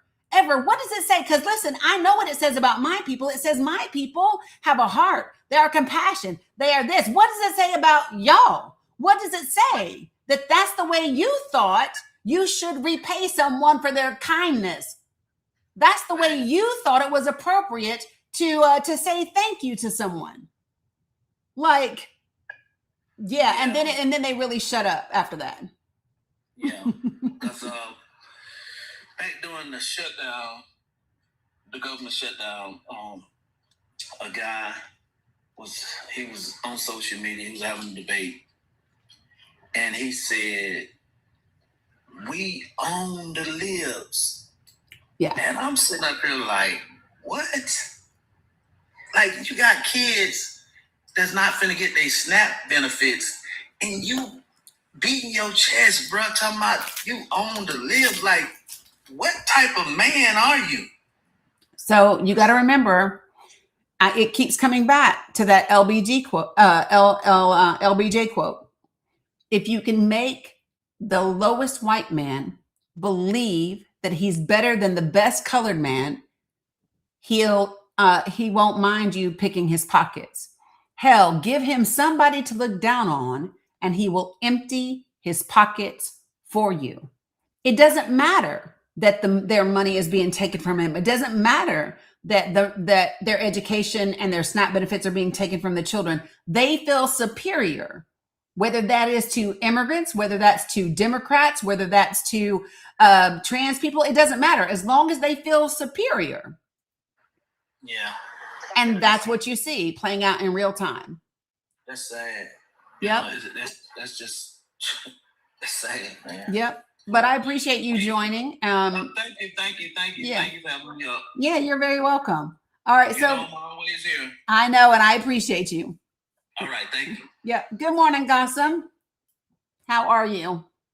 I'm doing well. Good morning. So yeah, oh God, I've been reading a lot, and so I thought I said to myself, I need to go back to where we started because I feel that we have all forgotten.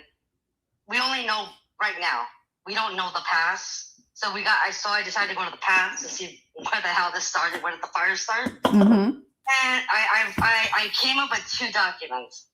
One from the Powell memo. I don't know if you ever heard of that. Have you ever heard of that? What was it? The Powell memo. Powell? Powell. His name is Lewis F. Powell. He used to be a Supreme Court judge. I think you're talking 1971. Yes. Him. Okay. Yeah. And then I found, again, I've been reading a lot. Then I found the moral majority movement, and that was just propaganda. So you put those 2 together, and that's how we got here. That's how they got here.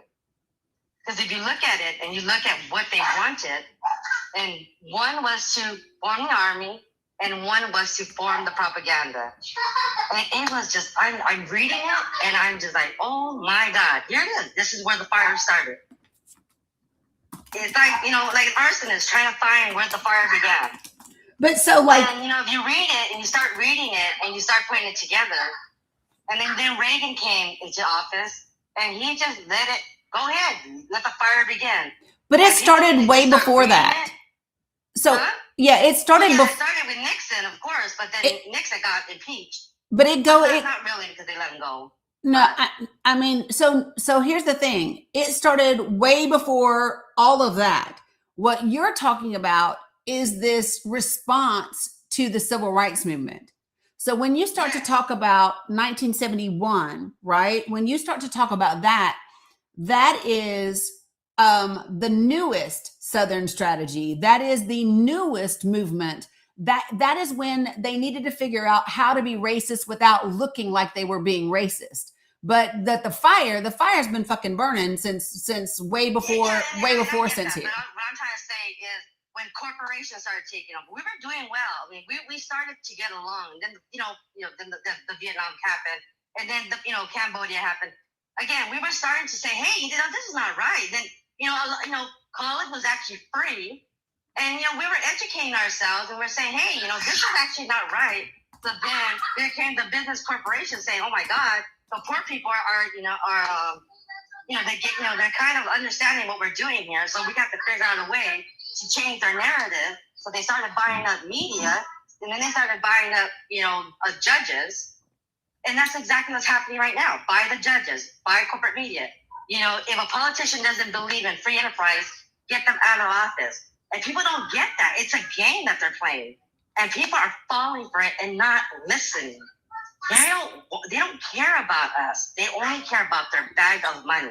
And so is these churches, the same thing. These Christian churches, they just care about money.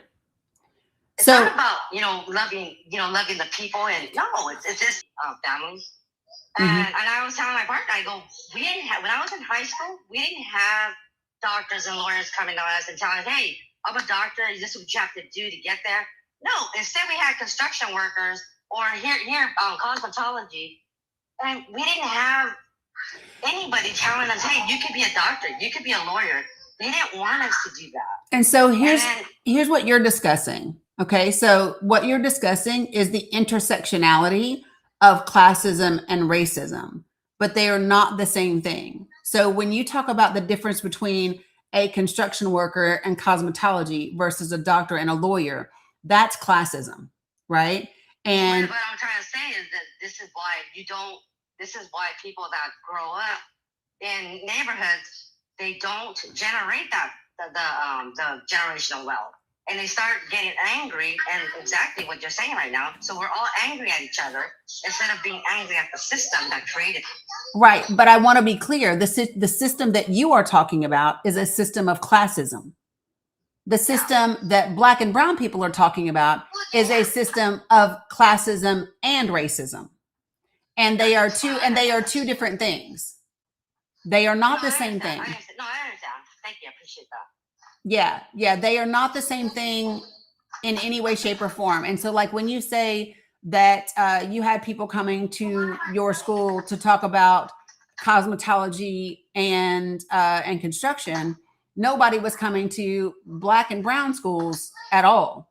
Black and brown kids weren't even going to the same schools, right? For the longest period of time. And Black children weren't going to be able to go to schools if they weren't escorted, right? And so I think I grew up in the 80s and 90s, so that's what again, we all grew up in a different era. I'm saying, and when we only understand the era that I grew up in, or the era this person grew up in, we don't understand.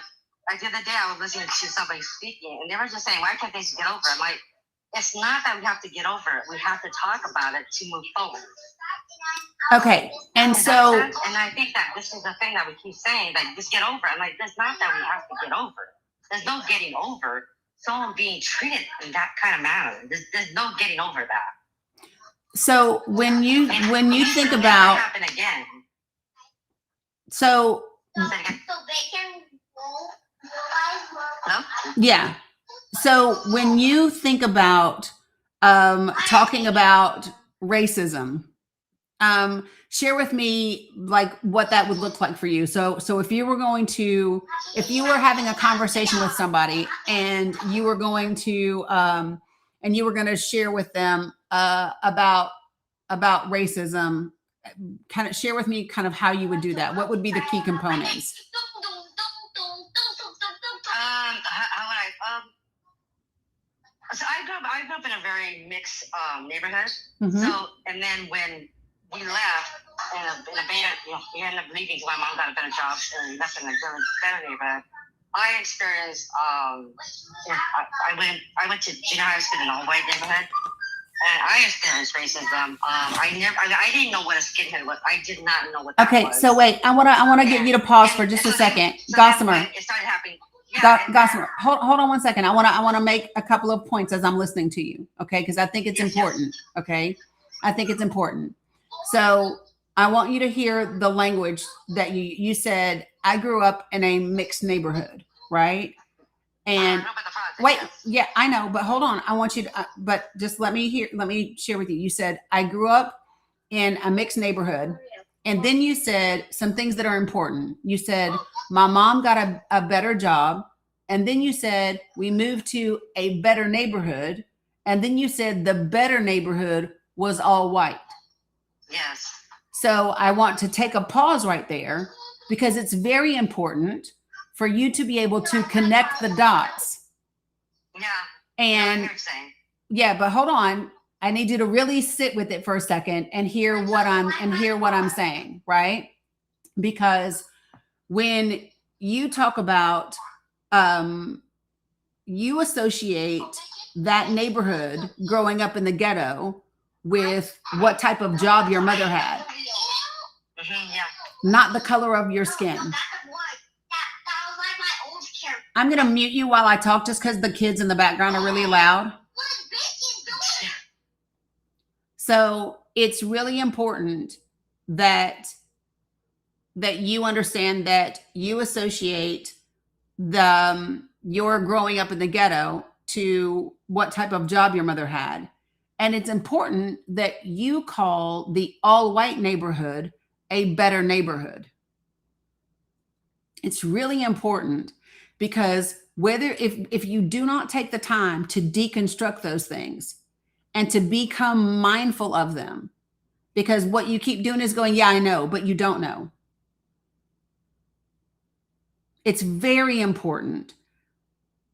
It's not intentional on your part, but this is the thing. The country nobody tells you that what you are learning is unconscious bias. Nobody tells you that what you are learning is the foundational principles of discrimination and prejudice, right? Nobody comes out and tells you that your experience as a white woman is a world that does that automatically for you, right? The world teaches you that it operates differently because to you, and you as a young child don't know that the world is operating differently because you're white, right? But it's operating differently for you because you are white. If it was as simple as get a better job and leave the ghetto, Black mothers would do the same. But it's not that simple, right? Because if you do not have access to that same opportunity, then you can't get that better job, right? And then you don't get to get out, right? So it's really important, because when you really know it, right? And there's a difference between, oh yeah, I know that, and then knowing it, right? When you really know it, your verbiage around it changes. And so that's why I said I'm listening to the words that you use, because as soon as you said mixed instead of diverse, that was my first clue. That was my first clue. When you said I grew up in a mixed neighborhood, right? Instead of I grew up in a diverse neighborhood, right? That was my first clue. And then when I heard you say, and my mom got a better job and we moved to a better neighborhood, that was my next clue, because you associated it as better. And then you said it was an all white neighborhood, right? That's when all of that verbiage, your language changes the more you have an understanding of classism and an understanding of racism and an understanding of when those two things intersect and then when they don't. Does that make sense?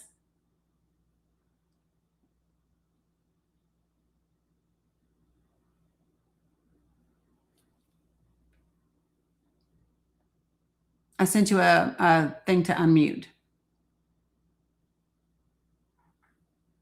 I feel like the environment changed because in our junior high school, we had narcs, and it was stressful every day. We had narcs. It felt like a jail half the time. But then my mom kept saying, "We're gonna leave. We're gonna get out of this environment."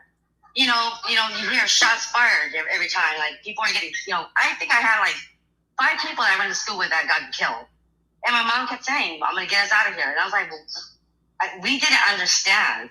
So then when we left and we went somewhere else, yeah, the apartment we lived was not the best, but it was a one little bedroom. But it was a different environment. It wasn't as stressful. We had regular spoons and knives. I'm like, wow, where we grew up, this would be a weapon. So I didn't understand the difference because my mom kept saying, "I'm going to get us out of here." Does that make sense? And we just thought that we were just living in a bad environment. But then when we went to the next school, we didn't understand because we just didn't understand race until it was taught to us by the white key people. Does that make sense? And I was trying to tell you that we didn't understand discrimination until it was taught to us, because they kept on telling I have met a group of friends like, we got to get out of here because they don't like. I'm like, I don't understand. I didn't understand racism. What do you mean they don't what? We were at a pizza place, and I guess these they're kind of skinheads. I didn't know what that was.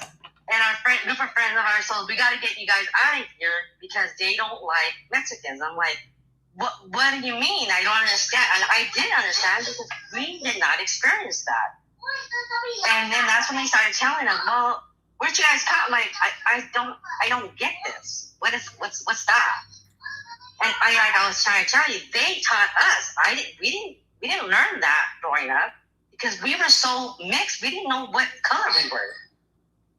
And then when we went to this school, it was just so different, and we were treated differently, like we didn't belong there. Right, because you went from being Hispanic in a diverse neighborhood. Only Hispanic people there. My sister and I. That's it. It's almost like they've never ever seen a person like I'm very dark. And then when I would go back and visit my because my grandma still lived there, I would tell people that it's so different there. I feel unwanted there. I didn't like it there. I felt more stressed there than I did in a school that was like a jail. And the reason why is because jail was the survival. Gossamer, the reason for that is you were for the first time experiencing racism for yourself. Yes. Right. And what I am saying to you right now is you experience racism, you understand racism from your eyes as a Mexican child in a white school. You don't seem to be able to put on the lens of racism for the Black children in the diverse neighborhood in which you grew up before you moved. It seems like you only see it from your lens. Because I had a friend that she moved in. She was a Black girl, and we became best friends. And they were so mean to her. And I remember us just, how to say it? It was like you get my back and I have your back, and we'll do this together, and we'll, and it was just her and I all the time in that school. And I used to tell my mom, I hate this school so much. Like, I can't even study because people are so mean here. And I felt like when she came to the school, and she was the only Black person, it was almost like I found my safe haven. Does that make sense? Yeah, because Black women, because Black women are always saving other people. Yes, I do understand that. You say that exactly. But right, it was almost like she knew what to do. Don't worry, I got it. Because she's experienced racism her whole life, and what I'm asking you to do is to stop for a moment, because that was great for you. It was great for you that this Black girl knew how to handle the racism that you never had to experience in the Black neighborhood.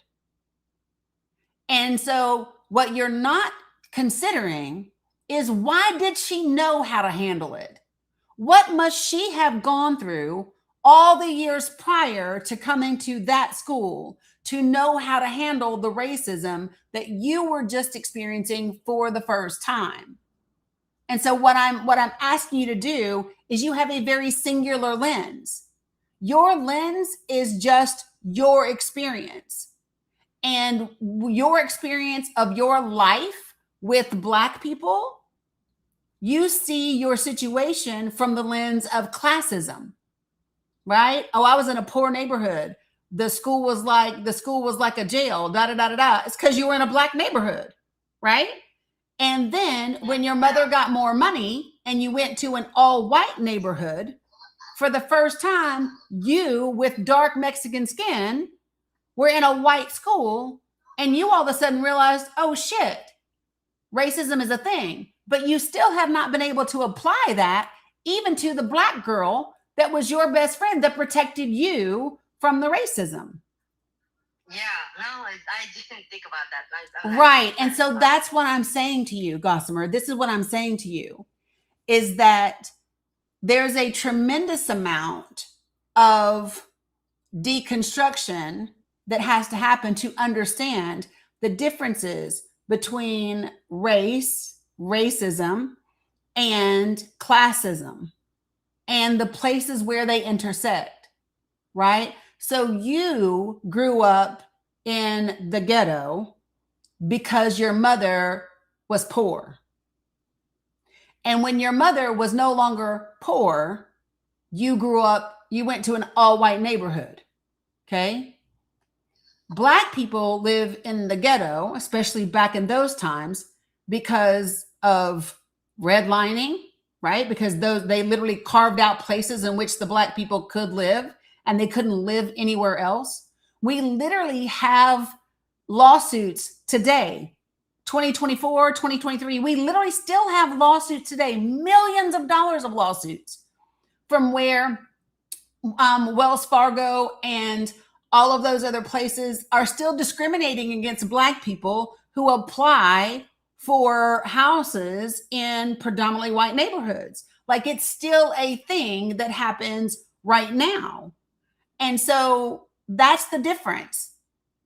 Classism doesn't change the environment and the experiences of racism for Black people. And that's what I'm trying to tell you. Yeah, I completely understand what you're saying. And so what would be great now, right? So let me ask you this. Have you ever seen a documentary called 13th? Oh, yeah, I've seen it. I see that. Okay. How many times have you watched it? I love that. I love documentaries. Yes, I have seen it. How many times have you seen it? I've seen it once. So and then I recently just watched it, and that's a great documentary. It's called Crack. That's a great one too. So what I would like for you to do is I would like for you to go back and watch 13th now. And then every time they talk about a Black experience, I want you to think about your Black best friend in high school. And I want you to watch that movie through her lens, because I can tell you right now, there's not a single Black person that when we think of that documentary, we get excited. Like that little lift in your voice I heard when you said, oh yeah, Black, we know that it's a good documentary, but we do not have that reaction to that movie. We don't have that. And it is because all of the things that are in there, I'm going to tell you, when I watched that documentary, I experienced so many different emotions. I cried, I was angry, and then I cried again, and then I was angry, and then I cried again, and then I was angry. And I have that experience every time I watch it, because I watch a documentary that points out very clearly that my country and its government, that my father served in the military, that my mother served in the military, that my brother served in the military, that I served in the military, intentionally targets my people, the people that look like me, the people that are darker than me, the people that grow up like me, and they literally target us on purpose. They come for us on purpose. It's not like a happenstance kind of thing. It's an intentional thing of how do they cause harm to Black and brown bodies. So when I watch that documentary, I get a completely different feel from it. And so what I want you to do is go back and watch it through the lens of your Black best friend, because it will hit different. What I took away from it, when I watched it and I started thinking about it, it's almost as if Black people got punished for speaking up. Black people got punished for asking for rights. No. Rights that is in that Constitution. No, Black people got punished for being Black. Okay. Well, and I think that's what I took away from it. No, you didn't. Black people got punished for being Black. And you have to go back and watch it, because you're watching it through a particular lens. Mm-hmm. And that lens is not giving you exactly what it is. Then can I ask people why? Why do you think that what you just said? Why do I think that? Because of what you're saying. Yeah, but why do you think they come after the Black community that you guys are targeted 24/7? Why? Because I see it in the media how they always say, and it's always, and I see that anytime there's a robbery, they will show the face of a Black person, but they won't show the face of another. And it's almost like they pinpoint that, you see, they're bad, and they're not. You guys, I'm sorry, it's just propaganda, and I see it all the time. But why? Why do you think? Can you tell me, why do they do that? Because they need the perception. They have always wanted to demonize Black people, number one. So I need you to understand, and I'm surprised that you're asking after watching 13th more than once, because 13th draws the correlation very clearly from the free labor of enslaved Black and brown people to core civic and the for prison population. And there is a strategy that they need to portray Black and brown people as dangerous, even though white men commit more crime than anybody else in this country, right? Even But though that's why I said white that. men, That's why but hold on, let me this is why finish. I think that I see it in a different lens. I see it as they're angry that you guys spoke up. No, they're not angry they that we feel spoke bad. up. They're not angry that we spoke up. Okay, because that's the way I saw it when I was, they keep you down as much as possible. Just shut up, do as I say, kind of thing. And then, if it wasn't for black people, as a brown person, wouldn't have the rights I have right now. So, Does that make sense? yeah, well, because do you realize that? So let me ask you a question. When you went to fill out your driver's license, your government paperwork, right? And you had to choose your race, what race did you choose? To be honest with you, I always put other. Right. But do you know? Because I don't see myself as Hispanic. It's like I'm not Hispanic. Are you Mexican or not? My parents have always thought of that. We're not Hispanic. So what is your racial makeup? My mom is from Mexico, and I consider myself Mexican. I never say I'm American. I always say I'm Mexican. Okay, but so Mexican is a nationality. But that's what I say. Coming from Mexico, but hold on, listen. Coming from Mexico is a nationality. Being Mexican is a nationality. You're Mexican, I'm American. But that's not your race. Well, I'm Latino, I guess. Okay, so the question that I'm asking you is, when you fill out paperwork, you're telling me what you choose is other. Yeah? I've been doing other, yes. Okay. And when I was, in high school, it always has Hispanic. So of course I used to pick Hispanic. Right, but Hispanic is considered your ethnicity. Yes, that's what it's, that's what they do. Yeah, Hispanic is your ethnicity. So because I don't believe on your driver's license it can say other. I think your driver's license gives you Hispanic. But that's as an ethnicity. Yeah, but if you look at now every new forms now all say other now. No, but I'm talking about a driver's license. Yeah, I haven't done my driver's license yet. So, okay, because you want to hear something on my birth certificate, and I always ask my mom, why does it say that? My mom, I was born in 1971. It says white. I know it does. And I told my mom white, and she's like, because that's what they would consider. I'm like, that's odd.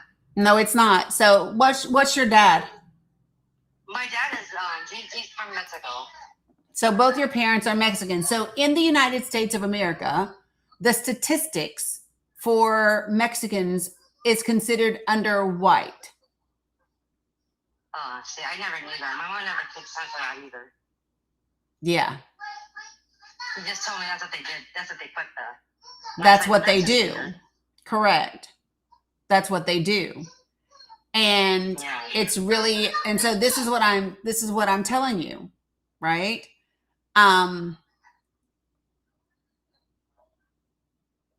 So when you said you're dark, would you say that you're as dark as I am? Or are you lighter? Let me see. Yeah, I'm dark. Yeah, I'm really dark. But so you're darker than me? Yeah, I'm probably almost the same as you. Okay, so if I'm right next to you, I could probably be the same color. Okay, so are you sometimes white passing? I'll say it again. Are you white passing? No. So when people look at you, they automatically know you're Mexican? No. They'll ask me, what am I? And I'm like, excuse me? Especially when I was in Louisiana, what am I? I'm like, Mexican. They thought I was Creole. I'm like, no, I'm Mexican. Right. Or they wanted to they couldn't put a category to me. I'm like, okay. But then here in California, the same thing. Because we're so diverse. They would always say, oh, what are you? I'm like, I'm Mexican. And I hate that people ask. It's just like, why do you have to ask? Yeah. Yeah. Or they'll think I'm Puerto Rican. Yeah. So that means that you're racially ambiguous. Probably. My mom's really dark. Yeah. I hear you. Okay. So without getting into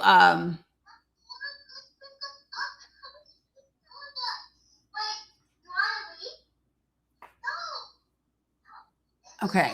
So let me I know, everybody just take a deep breath. Okay. So when we have these conversations,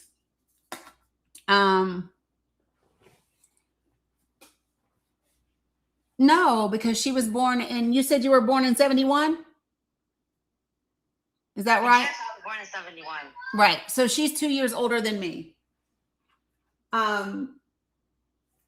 Give me 1 second. So this is part of what we're talking about, because what you would call really dark is probably not what I would consider to be a dark-skinned individual, right? And yes, I know that there are Black Mexicans and Black Cubans and all the things, right? Yes, she was born here in the US. Okay. So let's back up for just a second. So can you do me a favor? Can you share with me what your understanding of racism is? If you were going to define racism, can you tell me what it is?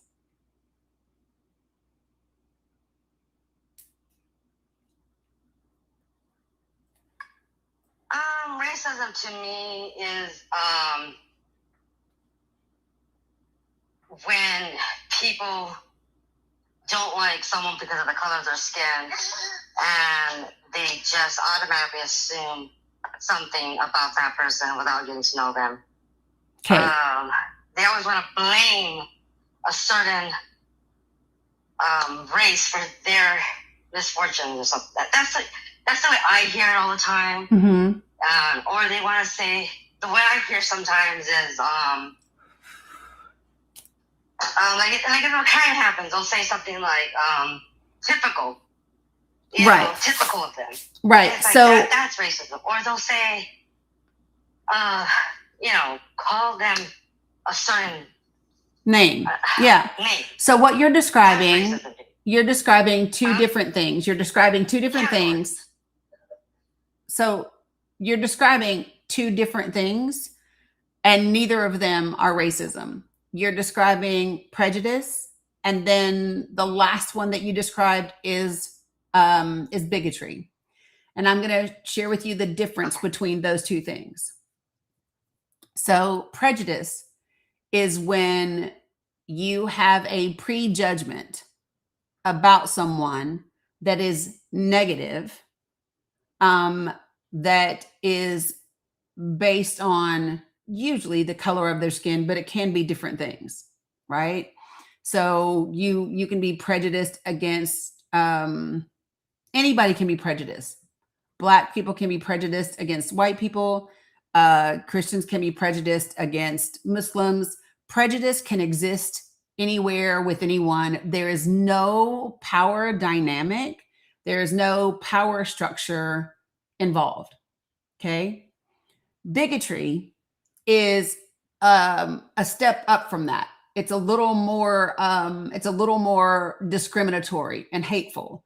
So that's where you get into the typical of them, or you're calling them a slur, or you think badly of them, and you're okay with their oppression, right? So that is bigotry. But again, there's no power structure involved.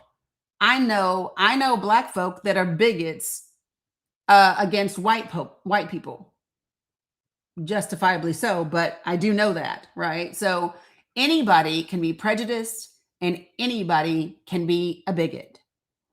Racism is a very different thing. Racism is when one racial group, it discriminates oppresses and suppresses another racial group in order to maintain their power over all of the systems, the economic system, the education system, the housing system, every system that you can think of. Okay. And in the United States of America, the only racial group that has ever had that power is white people. So in the United States of America, the only people that can be racist are white people.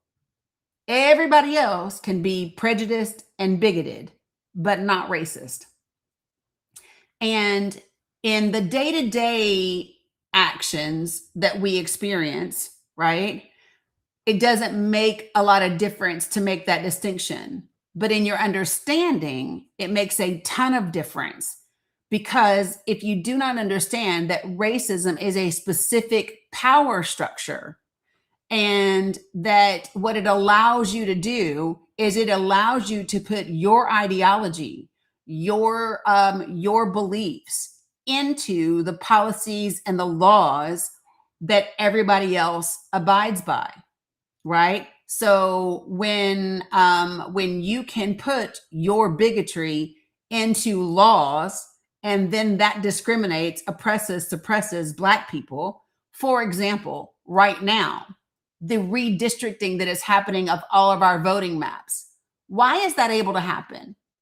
Because we have a Supreme Court where the majority of the members are white, because we have a legislation on state levels and on congressional levels that are the vast majority white. We live in a country where 97% of the prosecutors in this country are white. So you have a system that is designed for your unconscious, your implicit bias, for your intentional bias, for your prejudice, for your bigotry to be utilized and to be implemented into the systems that negatively impact someone else's life. And when you don't understand that it is something that perpetuates and is into all of the systems, then you never really have a clear picture of exactly what Black and brown people experience every day in this country.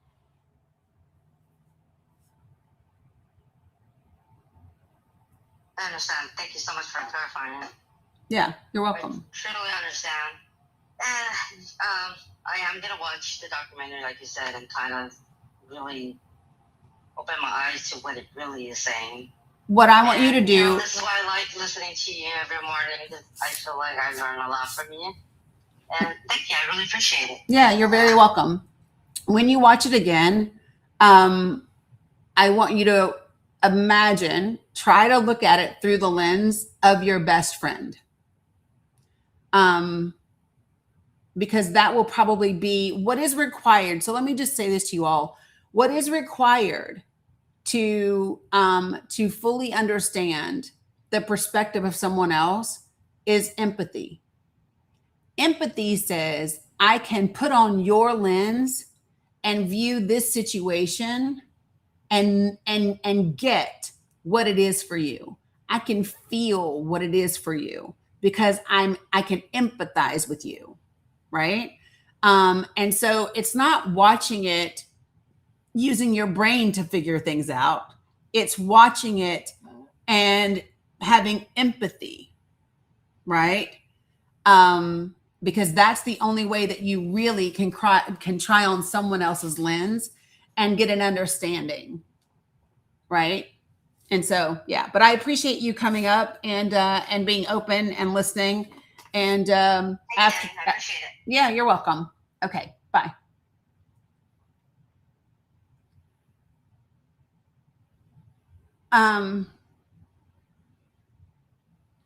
There's a lot of folks in here, and I don't really know who wants to come up and who doesn't come up. I don't really know. Can somebody help me? Because I don't know the folks that requested that really want to say something. So, and when my mods bring you up, just do me a favor and put yourself on mute until I can get to you. Okay. What's up, Tina? First of all, I wanted to apologize. I accidentally requested again. I didn't mean to do that. It's okay. But secondly, I wanted to thank you because you normalized something that even my own family and people that I was in a relationship with have criticized me for, and that is for having that empathy, right? Mhm. Even people have hurt me and people I love dearly. If I saw them on the side of the road hurting, I have to stop and help. Yeah. I couldn't do otherwise. Yeah. Even Yeah. though I hate that person, and I couldn't do otherwise. Or I hate what that person did. I couldn't do otherwise. Yeah. And so I just wanted to say thank you. Most people don't normalize that, and I've not heard that before, so I appreciate it. Yeah, you're very welcome. Hopefully we all can develop empathy and have it be something that we practice on a regular basis. So 100%. So appreciate you, Tina. Continue to work on it. Thank you. You're welcome. All right. Bye. What's up, happy girl? I see you over there. It's been a lot. How y'all doing over here on the Book of Faces, the tube of you, the stack of sub, and the itch? Hopefully you're good. Okay. New York. That's New York, y'all. If y'all don't know what that means New York. What you got for me? Yeah. Good morning, Dani and everyone. It's actually New York. I couldn't see the A until you took off the mute. It is quite all right. Good morning, everyone. And I think I want to applaud you, Dani. I don't always get to catch your lives, but I'm always so gratified and fed when I do. So bless you and thank you for your service. I don't know why I'm saying bless you. I'm not even a Christian, but you got what I'm saying. I do. I just wanted to weigh in on this topic. So you're discussing racism this morning. I thought the discussion you just had, the interaction you just had with Gossamer was important, not just for the rest of us, but for her. She apparently still has a lot of deconstructing, so that everybody knows where I'm coming from. Yes, I'm a New Yorker, which means I grew up in the most diverse city in this entire nation. So you can't tell me nothing, okay? But personally, I also I grew up in and was born into a weird intersection. Okay, I identify as a Black woman till the day I die. Yeah. But I did have issues because my mother is the child of an African American man and a white woman. Mm-hmm.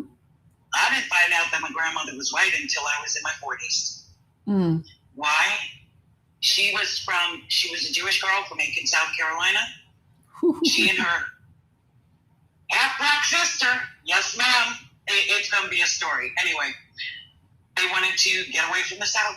They wanted to be flappers. It was the 20s. They were wild girls. Mm-hmm. She fell in love with my grandmother. They got married. They had a child. My grandfather worked for the railroad. That meant that man was gone. Papa was literally a rolling stone. Right. So she had to raise this mocha-skinned child on her own. Mm-hmm. And she did. And I was like, wait a minute. So she had my mom in the 30s.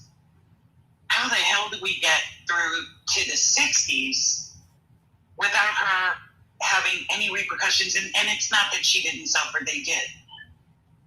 And then my brother said, you forgot who Mama was. She kept her mouth shut. And I was like, that's pretty slick. She let people do what they always do. We stereotype, we pigeonhole. That is what keeps, in my opinion, again, I'm not an expert on this, accepting life. That is what keeps racism going, because it is comfortable to put someone in the shoebox. Our society has made us so apathetic to recognizing people as individuals, regardless of their color, just on the basis of their heart and their achievements and how they move through life. So my grandmother shut her mouth and raised her little brown child. Here's a little laugh for everybody. She worked as a housekeeper, mainly in Jewish houses. Why? Because they were so amazed that, oh my God, she speaks perfect Yiddish. It's amazing. Yeah. So they just assumed that she was a fair-skinned Black woman. My grandmother didn't care, and do you know that woman would carry us with her to synagogue on high holy days? It's why none of us are religious. But, so my point is, this country has done the gravest of sins, mainly to Black people, on two fronts. So the triangle trade comes in later. However, I urge everyone, do some more reading, and I don't have any of my resources, so excuse me for being kind of ill-prepared here, but I thought it was important to plant the seed. Do your reading. Yeah. There is a paper genocide that happened to Black people in this country, and everything is checkable, everything is researchable, everything is documented. The indigenous people that they keep talking about are not what we know now as the more palatable face of indigenous Americans. Okay, the Asiatic-looking people. We know that Black people were here in North America, in the Americas, prior to any European stepping foot. That's even documented from Mexico. It's documented from Central America, South America. Okay, so in order to become ascendant, in order to become dominant, in order to proclaim their supremacy, they had to erase first. So when I can't remember what year it was, but when they started doing quote unquote censuses, you were either Black or you were white. And all of a sudden, those people who were what we would call Central Americans, Latinos, Hispanics, mestizos, even they became white. And then indigenous Blacks became Negro. And if you were on the cusp, like Dani, the way you look, the way I look, you know where we would have gone. So there's been a paper genocide going on with the census bureaus and the records being kind of like the Bible was in medieval times where they were illuminating it.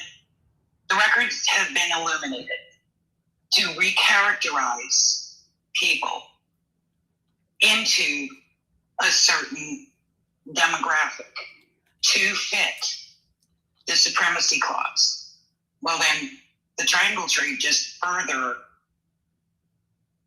I guess, bolstered that belief that every Black person in America began in Africa.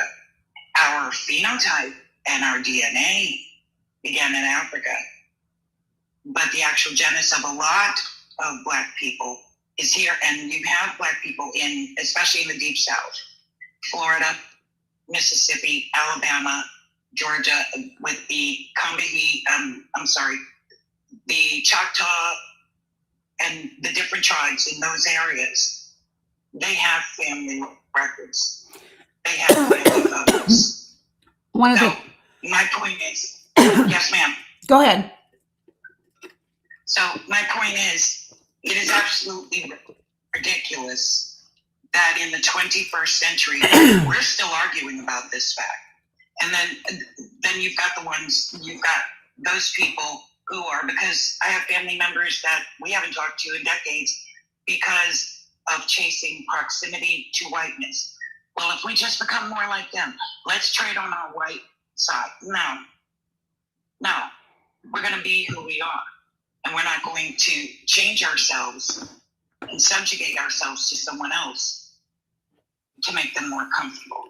I do want to bring a couple of things in, because I'm always careful when we talk about this subject, because there's absolute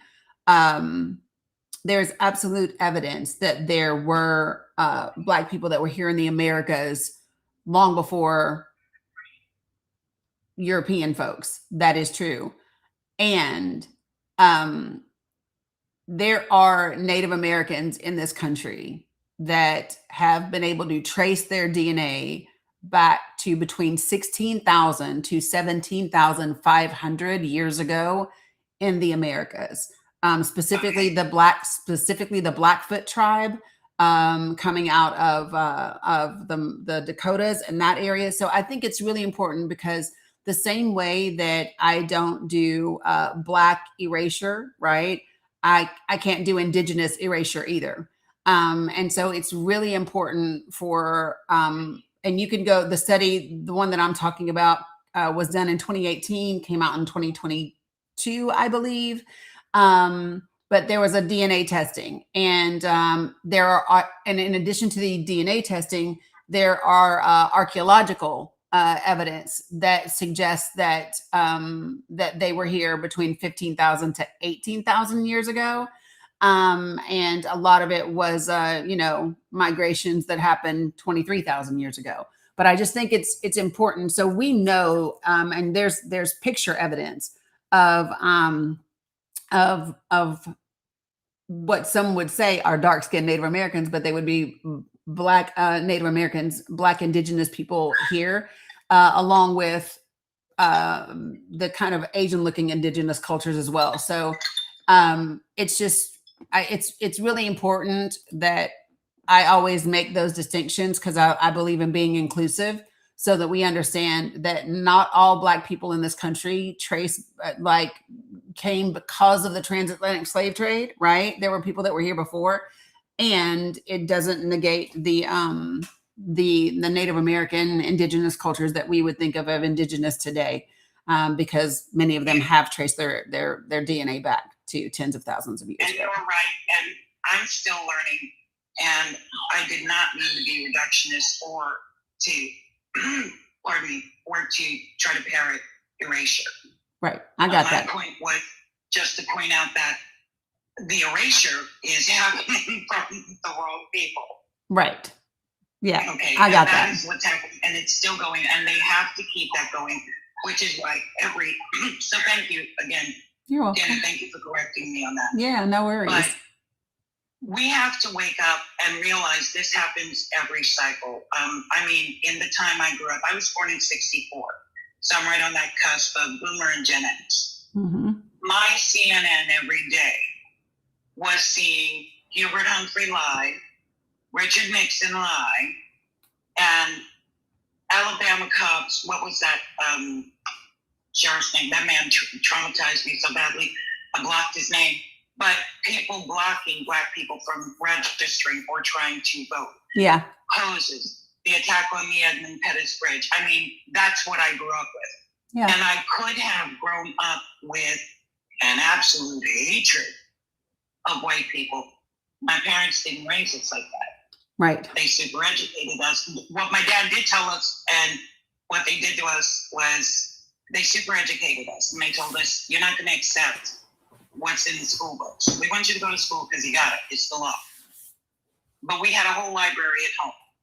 Right. We had, my parents fellowshipped with Muslims, Jews, and local Jews, rabbis and scholars and stuff. Catholics. They were friendly with the priest. We had a priest at our house every Friday for dinner. My God. But the point is, they wanted us to know, to ground ourselves in realism and humanity. Not in, oh, this color is good, or your hair texture, or your eye color. And Right. don't believe what's coming out of the establishment. Fight back, push back against that. So thank you for correcting me. Yeah, no, you're all good. I didn't feel like it was something intentional on your part to do that. I'm always mindful because of the people that are in the room. And so I'm always mindful to try to kind of do that. So, but no, I appreciate you. Yeah, there's a lot to dig into, you all. And I think just like you said, well, I'm still learning. Everyone is still learning. And it is okay for that new information, those new beliefs, those things that are shifting, right? For you to go, well, look at that. I never knew that. And it doesn't mean you were wrong about something else. It just means you didn't know what you didn't know. No. So take new information and keep it pushing, because that is how we grow. Okay. Exactly. Yeah. Exactly. But I appreciate you, New Yorker. You are so welcome, my darling. All right. You have a good one. Yeah. You and have a good day, everybody. Take care. So, so now I want to bring this into kind of the place where I want to make sure that I touch on, because in my view, and some people might be upset when I say this, but these three things up here have done the most harm to society.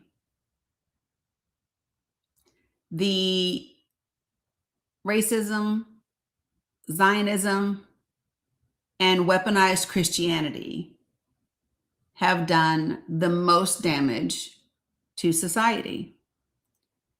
And yeah, Mama Dukes, let me check. Hold on one second.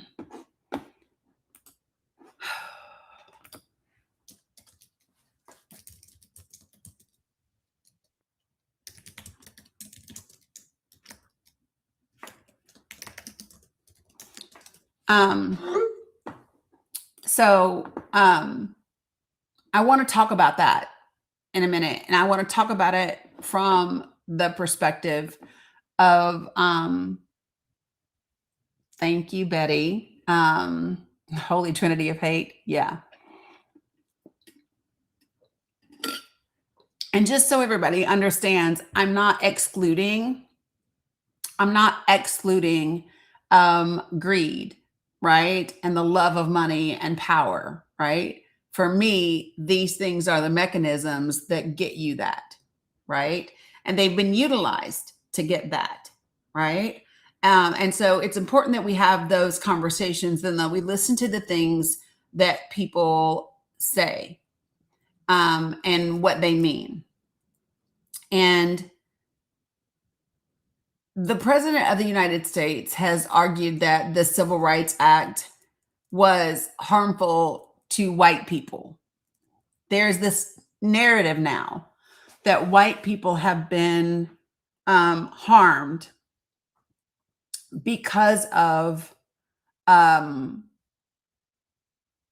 the advancement of Black and brown people.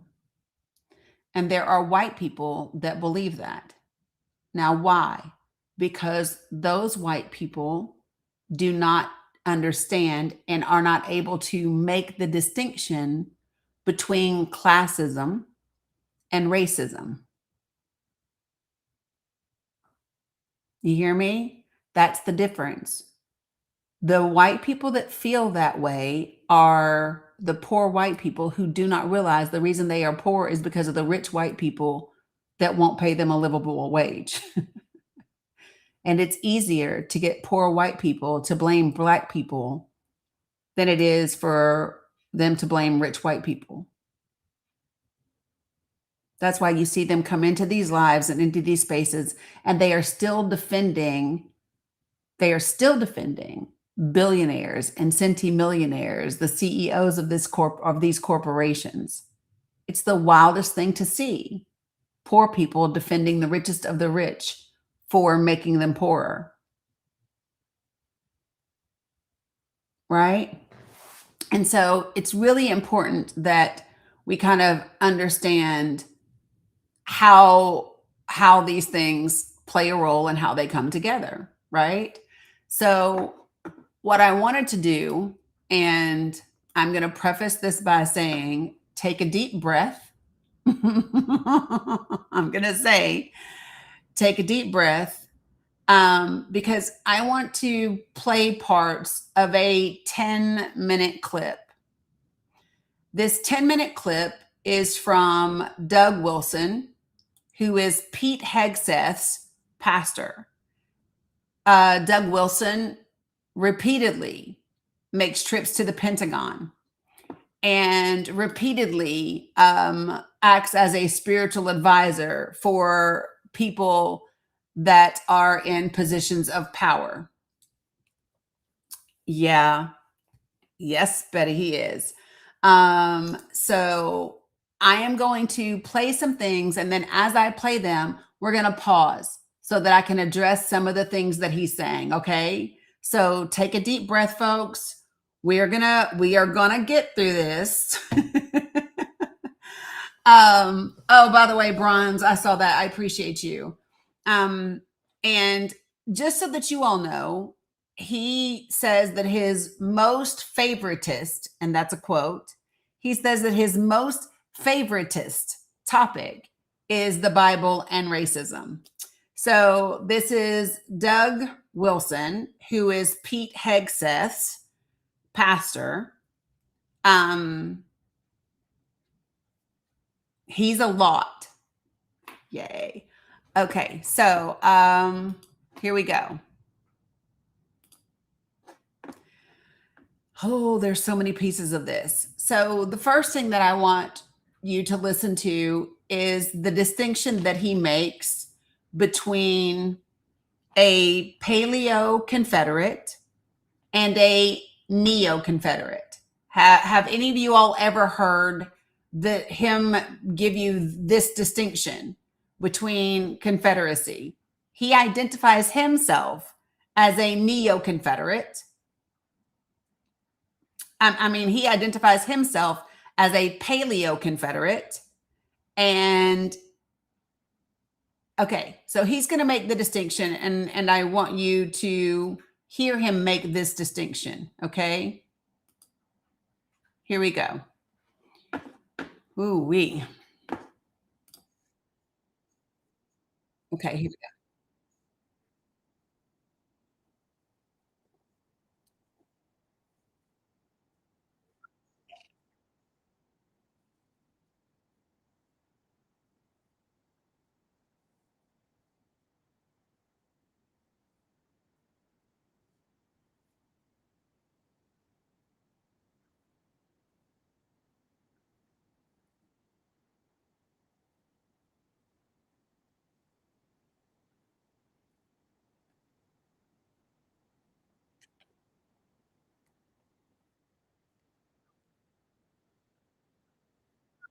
Ha ha ha. There's only one war.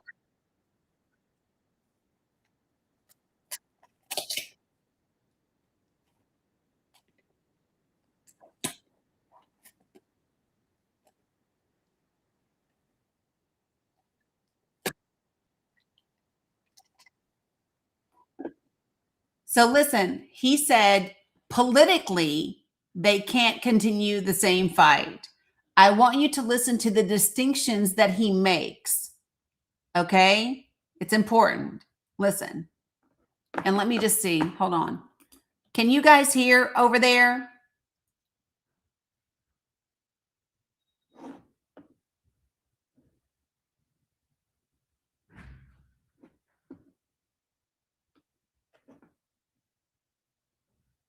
Facebook, can you all hear this video?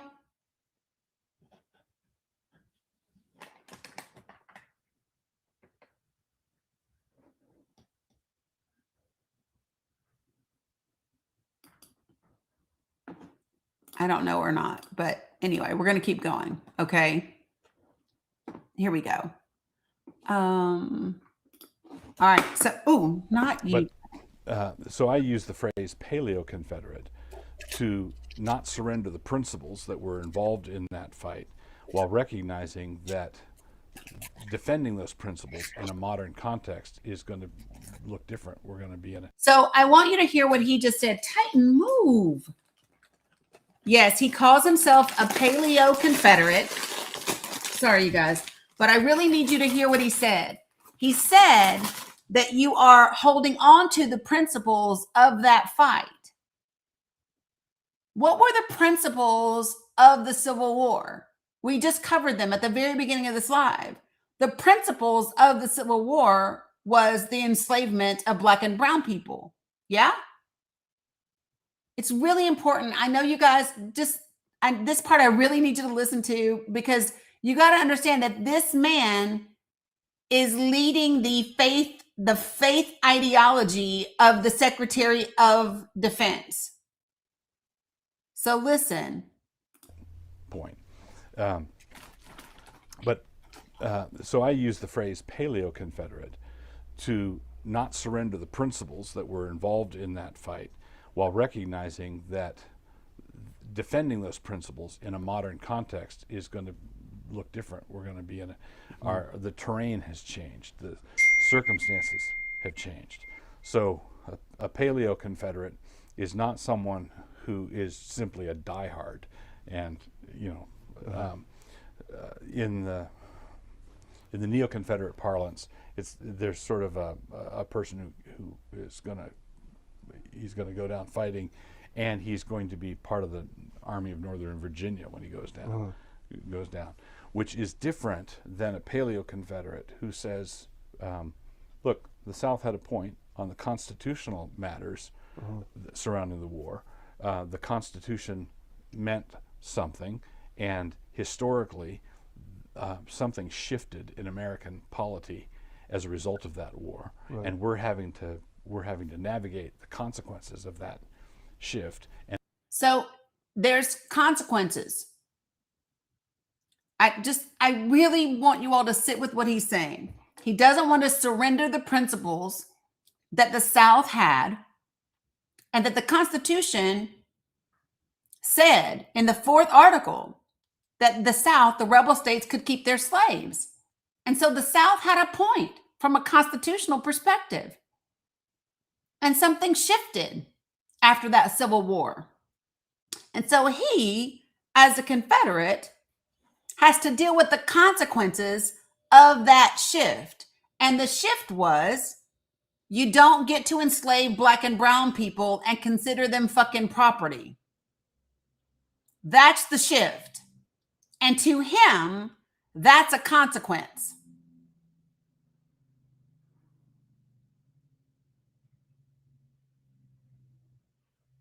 This is the pastor for the Secretary of Defense. They have schools. Pete Hexeth's children go to their schools. Just listen. There's more. And we should be honest with ourselves about how it happened, right? So a paleo Confederate says, look, I think that Lincoln was a centralizer. I think that the post-war amendments to the Constitution inverted the meaning of the Constitution. Before the war, the Constitution placed restrictions on the power of the federal government. After the war, those amendments became means by which the federal government suppressed the power of the states. The federal government suppressed the power of the states. What is the power that the states had that the federal government suppressed? What's the only power as a result of the Civil War that the federal government suppressed? Just the enslavement of Black and brown people. I really want everyone to sit with this and understand that they are angry, and they want it to mean, the spin is that, oh, the federal government took away states' rights. The federal government freed Black people. Kind of, sort of. And without the federal government's interference, the rebel states, the Confederate states, would have kept Black and brown people enslaved. And we know that to be fact, because as soon as they were given the opportunity to discriminate against, to oppress Black people and the power of their vote, they took it. They took it. The ink didn't dry on the Supreme Court opinion before they were redistricting. They did not give a damn that voting had already begun. It was just slavery. So listen. There's a fundamental shift that was brought about by that war. and nothing is advanced if we tell ourselves stories about if we deny that happened. Right. And then the second part of that is, what's your view of Southern slavery? Okay, here's the. Let me go back and say a little bit about why these questions are being posed to me. Is in the mid '90s, I co-authored a little booklet called "Southern Slavery as It Was" with Steve Wilkins. So in the 90s, he co-authored a little pamphlet called Slavery as It Was with a guy by the name of Steve Wilkinson. And this is what was going on at that time. In the mid 90s, if you recall, a fellow named Paul Hill was a fellow who shot and killed an abortionist in Florida. And Paul Hill was a... Thank you, Uncle Juliet. Now listen, shot and killed an abortionist. You mean he shot and killed a woman who was getting health care? Is that what you mean? I just want you to notice the language. He shot and killed a woman. That's what you meant to say. Here we go. Or a healthcare provider. You're right. So listen. Formed Christian. He was a classmate of Steve Wilkins at RTS in Jackson. Steve, my friend, had spent hours with him on the phone before this happened, trying to talk him off the roof of his radicalism. So you're telling me that your friend knew that this man was going to go commit a murder, and your friend tried to convince him not to, but didn't notify the police. Your friend didn't notify the clinic that a crazy man was coming to shoot at them. What you're telling me is that Steve Wilkinson, your friend, could have prevented a murder, and he didn't. You had foreknowledge, your friend had foreknowledge of a crime, and you didn't prevent it. That's what you're telling me. And Paul Hill wanted to become the pro-lifers John Brown. Right. And he wanted the shooting of this abortionist to be Harper's Ferry, and and this was also the same approximate time where you had Operation Rescues going on around the country. So for those of y'all who do not remember John Brown and Harper's Ferry, John Brown was an abolitionist who led a revolt, right? An anti-slavery revolt, and they whipped some ass. But we'll talk about it in a minute. Listen. We were at the time, it seemed, in the middle of that, it seemed like we were teetering on the brink of some sort of serious societal chaos. And I was in the 90s. I didn't feel that. We published that booklet in part to say to Paul Hill and people like him, you were taught in school that John Brown was a prophet and a seer and a visionary, but he was actually a bloodthirsty thug. And John Brown was a bloodthirsty thug, according to Pastor Doug Wilson.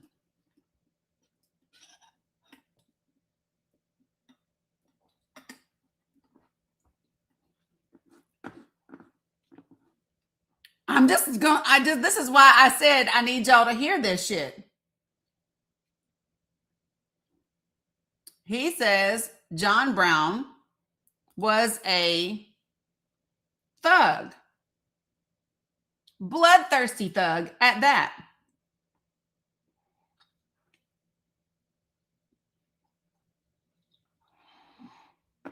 Because he ignited an armed slave revolt, right? And that is what kicked off the Civil War. Right. I know. Here we go. Here's some more. And he was trying to solve a problem, the problem of slavery, in exactly the way the New Testament says not to solve that kind of problem. So, and this is what dawned on me one time. I've been pro-life from, I mean, before Roe v. Wade, there was a court decision where New York State liberalized their abortion legislation. New York State liberalized abortion laws. I remember being very agitated by that. I've been pro-life from almost to the point of becoming an adult, and I used to glibly just say, well, Supreme Court abortion, Supreme Court Dred Scott, it's all the same. You know, not Dred Scott. And then one day it dawned on me, reading the New Testament, that the Bible, the New Testament, talks an awful lot about how to handle a social problem of slavery when you have masters who are slave owners, Christians who are slave owners, and Christians who are slaves themselves, all in the same church. You've got Philemon and Onesimus, and when Paul tackles the problem of slavery in Philemon, his solution is not for Onesimus to chop off Philemon's head and march around with his head on a pike. Right. Right. His solution is to remember, Philemon, you remember you've got a master in heaven. Treat your slaves equitably, as he argues in Ephesians. But now what's equitably? Equitably compared to whom? And Timothy says, you slaves, if you have believing masters, work doubly hard for them. Don't, you know, in other words, there's a real subversiveness there, directed, aimed at the institution of slavery, but it is not the John Brown violent revolution. So the solution to slavery is for slaves to work doubly hard for the Christian people that enslave them. That's what Doug Wilson, the pastor for Pete Hegseth, believes is the answer. And it is not the violence that happened when John Brown led a revolution. Listen to what he says next. Approach. So what's the difference then between, say, the abolitionist spirit that was in America in the 19th century, and then, say, the way slavery ended in England? Well, see, that's the whole point. The abolitionist, you know, the person who wants bloodshed, you know, slavery ended, and good riddance. This is the important part. Slavery ended in the West, and good riddance in the Western world. Everywhere else, peaceably. Here, we killed 600,000 people.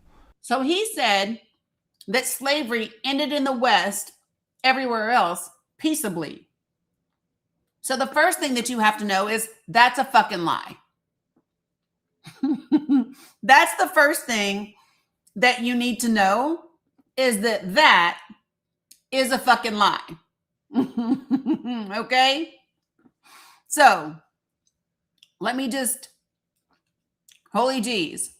Oh, come on, Titan, stop. So France abolished slavery really violently between 1791 and 1804 because of the Haitian Revolution.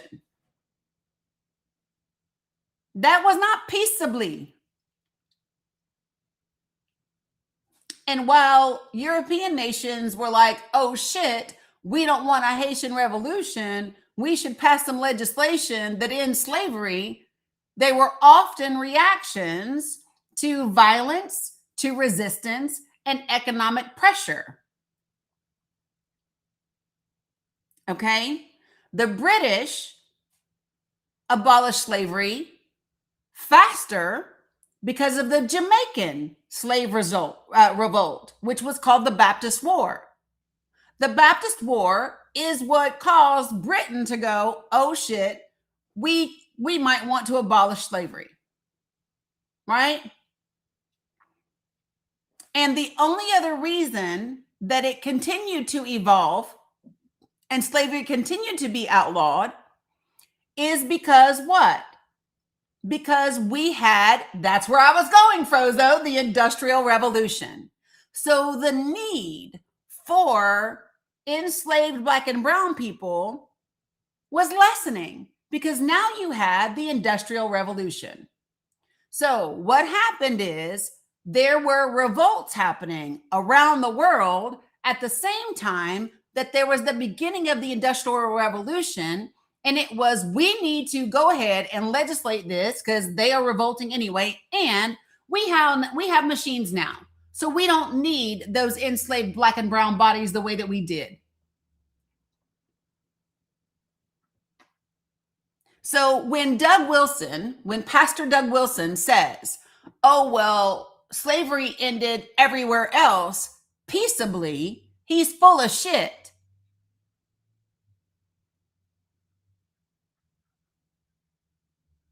I just want to be clear.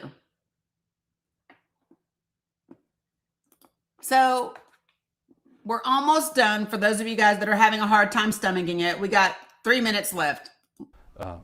In order to do it, and established a pattern of racial animosities that lasted, well over a century.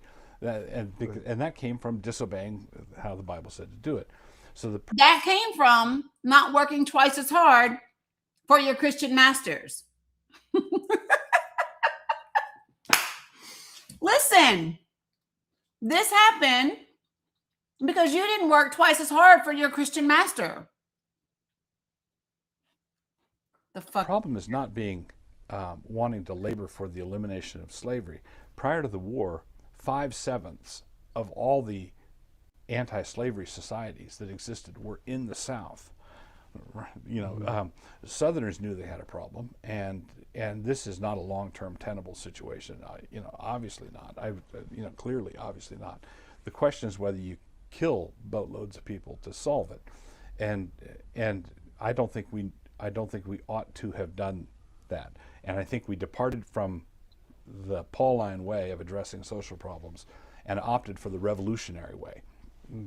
So when I reject the revolutionary way, many people think that I am arguing for ongoing slavery as a positive good, like food, air, and sunshine. Right. No, I object to the debt slavery that is so common in our society now. What the banks are doing to people and mortgaging our futures and a real tangible financial debt slavery. I object to that debt slavery, but I don't believe that we ought to storm the banks and execute the managers. Right. Not revolution, but we have to do something. In the same way, Christians, I'd recommend a real good book on Mark Knoll wrote the book called The Civil Wars, The Theological Crisis, which is very good, and Eugene Genovese wrote A Consuming Fire. And both those books taken together show that this was a screaming social, religious, ethical problem which cannot be solved by armies. That's the point. But to say that armies can't solve it is not to say that you're denying that there's a problem. No, there's very clearly a problem, particularly the racial basis for slavery. So I've pointed out in the New Testament that there were slaves and masters in the same congregations in the New Testament. But, and this is important to point out to Southern, and so that would chafe the abolitionist when I point out the Bible says that. But if I wanted to chafe a racist Southerner, I'd point out that all the slaves in the New Testament were white. Right. Right? Yeah. They're white slaves. And could a white man be a slave in the South? Right. No. And why not?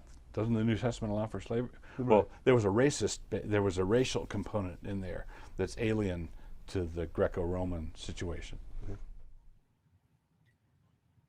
So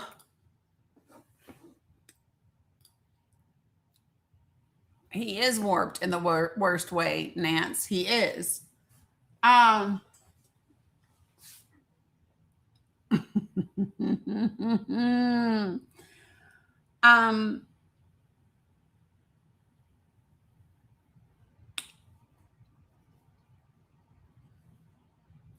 Yeah. I'm not sure where he gets that the slaves in the Bible were white, because there's no white people in the Bible.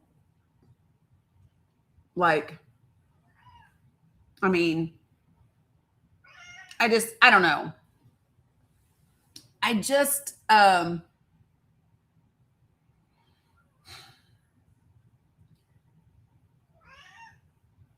Titan, what are you fussing about? Um,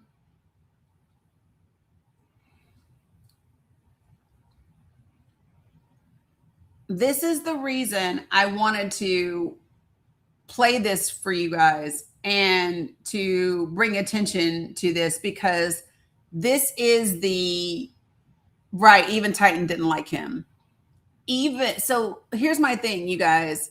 This is the spiritual, quote unquote, leader for the Secretary of Defense. He gets brought to the Pentagon a ton, you all. Y'all know that, right? So what does that look like? You know what I mean? Give me 1 second.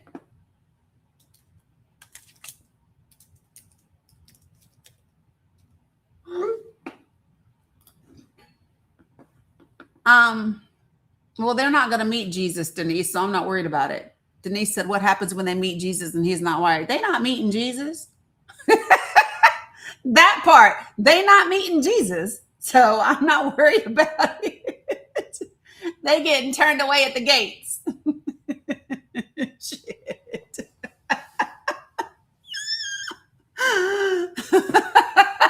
Just saying.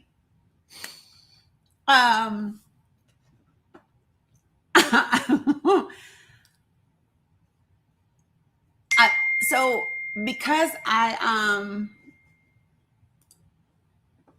hold on. My daughter had asked me if I could get the girls, and I told her I could if I had to. Hey, Renee. And now she's asking me, am I sure? And saying something different. So I don't know if I'm going to need to get them or not. Right. Jesus, get thee away from me. I do not know you. Yeah. People forget that part of that whole scripture. They really do. They love to half quote Matthew chapter 7, but they don't get all the way down into it, you know? And the thing about this is, what people really need to understand is that no matter what you believe in terms of your faith, you do not get to dictate the world by your faith. And that is why I say that the intersectionality of Christianity and racism and Zionism is horrible for the world as we know it. It's destructive to the world as we know it. And it's really critical that people understand the place that we are at. I believe, y'all know I was raised in the South, neck deep in church, right? And all my life, I've heard the phrase, for such a time as this. Have you all heard that phrase like your whole life, for such a time as this?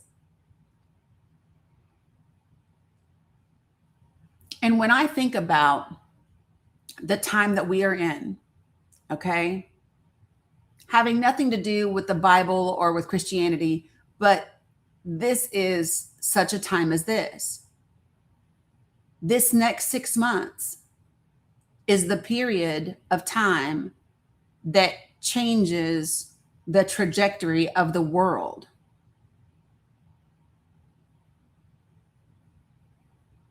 These next 6 months, this is the time where the work that we put in, the words that we say, the conversations that we have, the videos that we make, the doors that we knock, the community halls that we organize. This is the time that changes the trajectory of the world.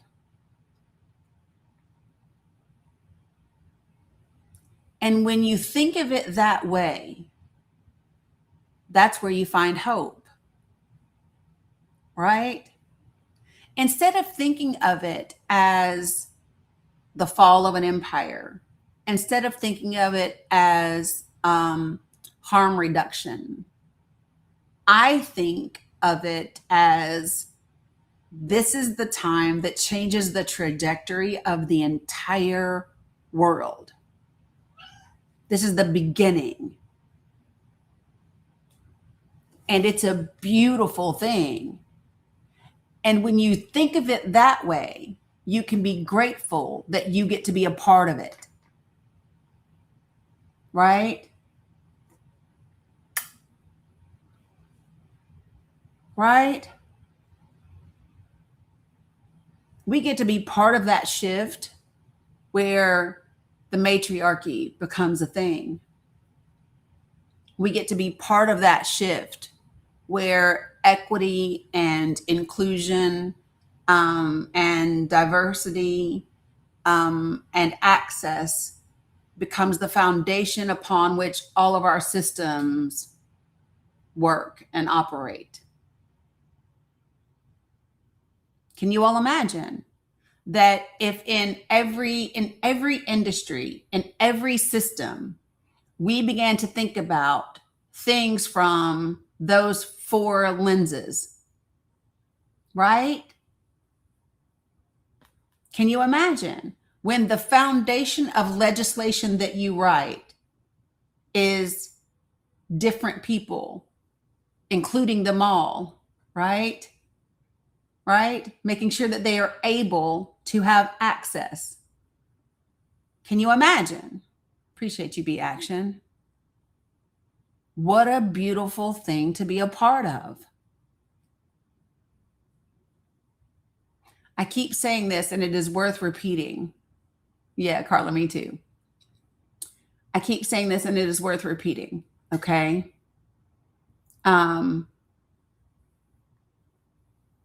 I keep asking you all,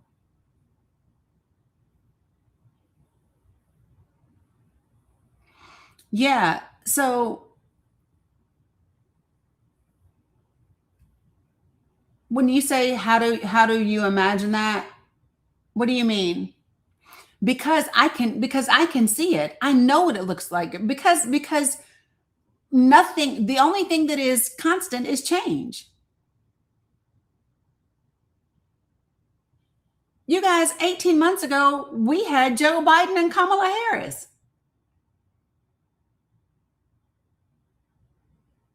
You know? In 2015, we were still finishing up our time with Hussein Barack Obama.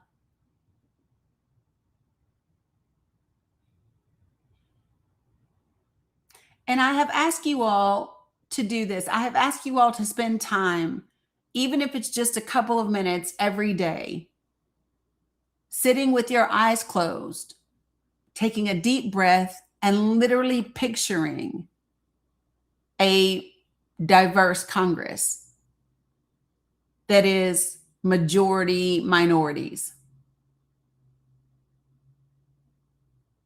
Picture a country that no longer aids another entity that is committing a G-side. Imagine how you will feel when it is all very different. Imagine how you will feel. I mean, think about it. I mean, imagine how you will feel. You know? And that is the journey that we are on. What's up, James? Right?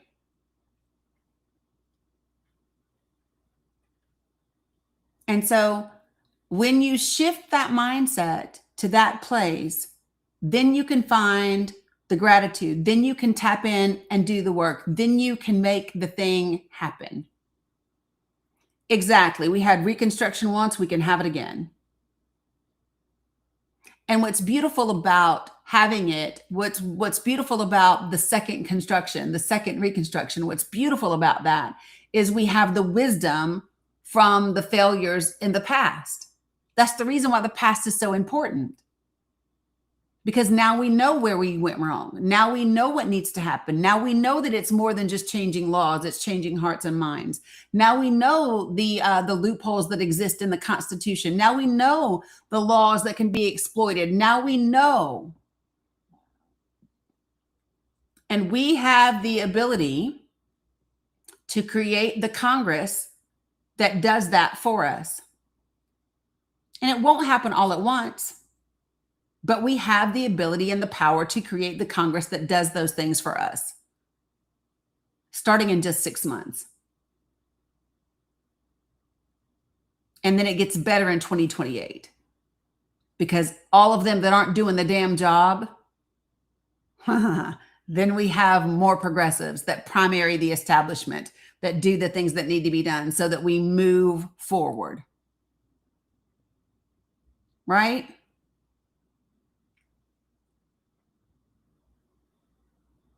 So that's really what I want you to keep in mind. This topic isn't done, because there's more that I want to get into.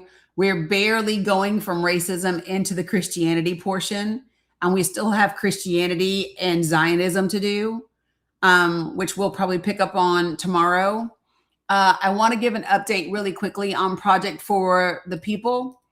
We are in 48 states, 370 counties, which is 12% of all of the counties in the United States of America. I have one more upload to do for new people that have joined in the last week. I'm sending out an email that will have the link to the Google Drive, plus our last meeting, plus the webinar and all of that. We are missing Wyoming and South Dakota. But that's all. If there is anyone that is watching right now that does not know what Project for the People is, can you put a 1 in the chat for me?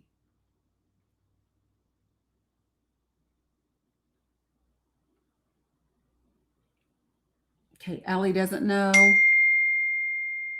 Okay, a lot of you guys don't.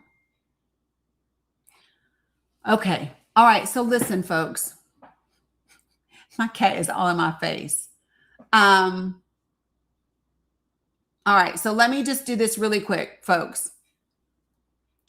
So everybody knows Project 2025 and the harm that it has caused. And we know Project Esther, and we know all of the things that they have created. And there was nothing coming from the progressive side.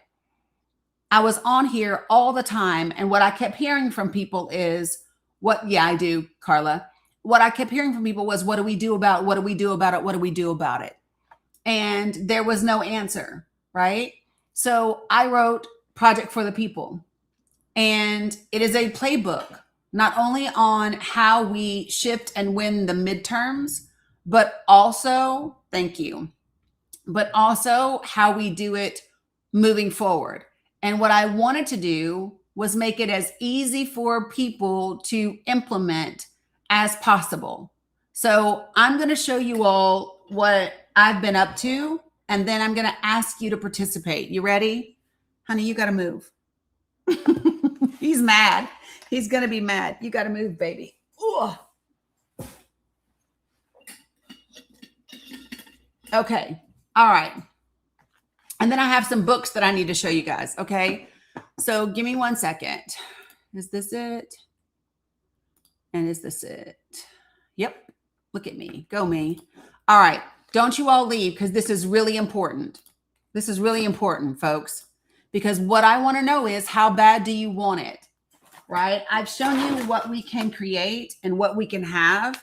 The question is, are you willing to do the work? Right? So I want to show you something. So in the 2024 election, okay, in the 2024 election, there were 12 states that had margins of 10% or less. If you did not know that, put a 1 in the chat. If you did not know that 10 of our states, okay, had margins of 10% or less in 2020, put a 1. So I went through those states' election data, and I went through their election data for 5 whole years and for every county in those states that had margins of 10% or less. This is what that work looks like. So as you can see, I've got Michigan, Wisconsin, Virginia, New Jersey, Georgia, Pennsylvania, North Carolina, Minnesota. You see them, they're all down here, right? And so this is what it looks like when, because I manually did this for all states and for all 12 states and for all of their counties. And so what I end up with is a list, for example, for Michigan. Michigan has 16 counties. That looks blurry to me. Sorry, guys. Michigan has 16 counties that for the majority of the last 5 years have margins of 10% or less. And let me show you why this matters. Oh, Dr. Faith, we ain't even got all the way yet. Wait till you see it all. Now watch this. So in just these 16 counties in Michigan, Democrats lost Michigan by 80,000 votes, okay? In just these 16 counties, 47,000 people voted third party. That is enough to account for 59% of this number. And then in just these 16 counties, 1.1 million people did not even vote in the presidential election. So now we know where to go, who to talk to, and then we got to know what to talk to them about. And I'm going to show you what in just a second. Now, for this year, out of these 16 counties, 4 of them share District 1. District 1 is normally a 60-40 state. It is considered to be one of the reddest states in Michigan, right? But watch this. Democrats lost District 1 by 101,000 votes. These 4 counties had 53,000 people that voted either third party or didn't vote at all. That's 53% of this number. And that's only 4 counties. There are 20 to 25 counties in this district. So you could actually flip House District 1, one of the reddest districts this year, right? So the data helps us know where to go, right? Which counties to target, which seats will be impacted, right? But now you have to know what to talk to them about. And for God's sakes, it doesn't need to be Donald Trump. So what I started doing was I made a database for people. Okay. And I'm going to show you. So this is my Google Drive. And so I've created state resources, nationwide resources, and then documents so that you can see what are the links for the sources and the information that I provided for you. So I want you to watch this. So let's just say that I'll just do Georgia. So Georgia District 4, okay? In Georgia District 4, 56,000 children and adults are projected to lose their Georgia Families Health Insurance, which is their Medicaid, by 2034 because of the One Big Beautiful Bill. How about that? This is a graphic that's available to you to download, to print, to share on your social media, to text to your friends and family, right? To pass out in your neighborhood or at the fair or at your farmer's market or your community center or your library or your college. In that same district, 39,000 people are projected to lose some or all of their SNAP benefits at the same time. And guess what else? In that same district, because of the tax premium subsidies that expired, and they refuse to extend them, an additional 36,000 people are going to become uninsured, right? So these are graphics, and I have done this for every state in the country. And I've done it in English and in Spanish. There's another graphic that I've done. So if I go to your statewide graphics for Georgia, I can show you that in the state of Georgia, 67% of Georgia adults that are on Medicaid, they work. And Medicaid also covers 31% of the adults in Georgia with disabilities, right? So let me show you, I'm going to turn this around for real quick. So what we do is we have a meeting every other Thursday and we role play having these conversations. I share new graphics that I've made. We go over the stats and the statistics. Yes, you can absolutely do anything, even if you're just at home. So you post it on your social media, you text it to your friends and family. You have access to not just your state's data, but to your friends and family state's data too. I looked up the information from my girl Donna that's in Georgia, and then I looked up her family's information that's in West Tennessee. And I said, "Girl, you need to let your people know this, right?" And so it's about getting the information out, and it's about information that matters to people. Follow me? Now, I want you to watch this. Then I made a video. And let me see if we can, whoops, not, ooh, I should mute this while I do this. Hold on, y'all, because if not, y'all be like, damn, Dani, that. Hold on. Let me show you all a video that I did as an individual, because what we do is we do weekends of action, okay? We do weekends of action and days of action where we go out and we share this information and we get intentional about these things, okay? So watch this. I'm going to show you all what I did for this weekend's past weekend of action. Well, one of the things, okay? So watch this. So this is my little video from Saturday that I shared. Shoot, hold on. I gotta turn it back up. Okay, so you ready? And let me show you. Okay, so I wanted to take a pause in my house cleaning on this Saturday morning to share a little bit of information with you that I thought might be helpful, okay? So one of the things that we keep hearing in politics is that there are people that are getting all of this like free welfare from the government. And I want to show you something.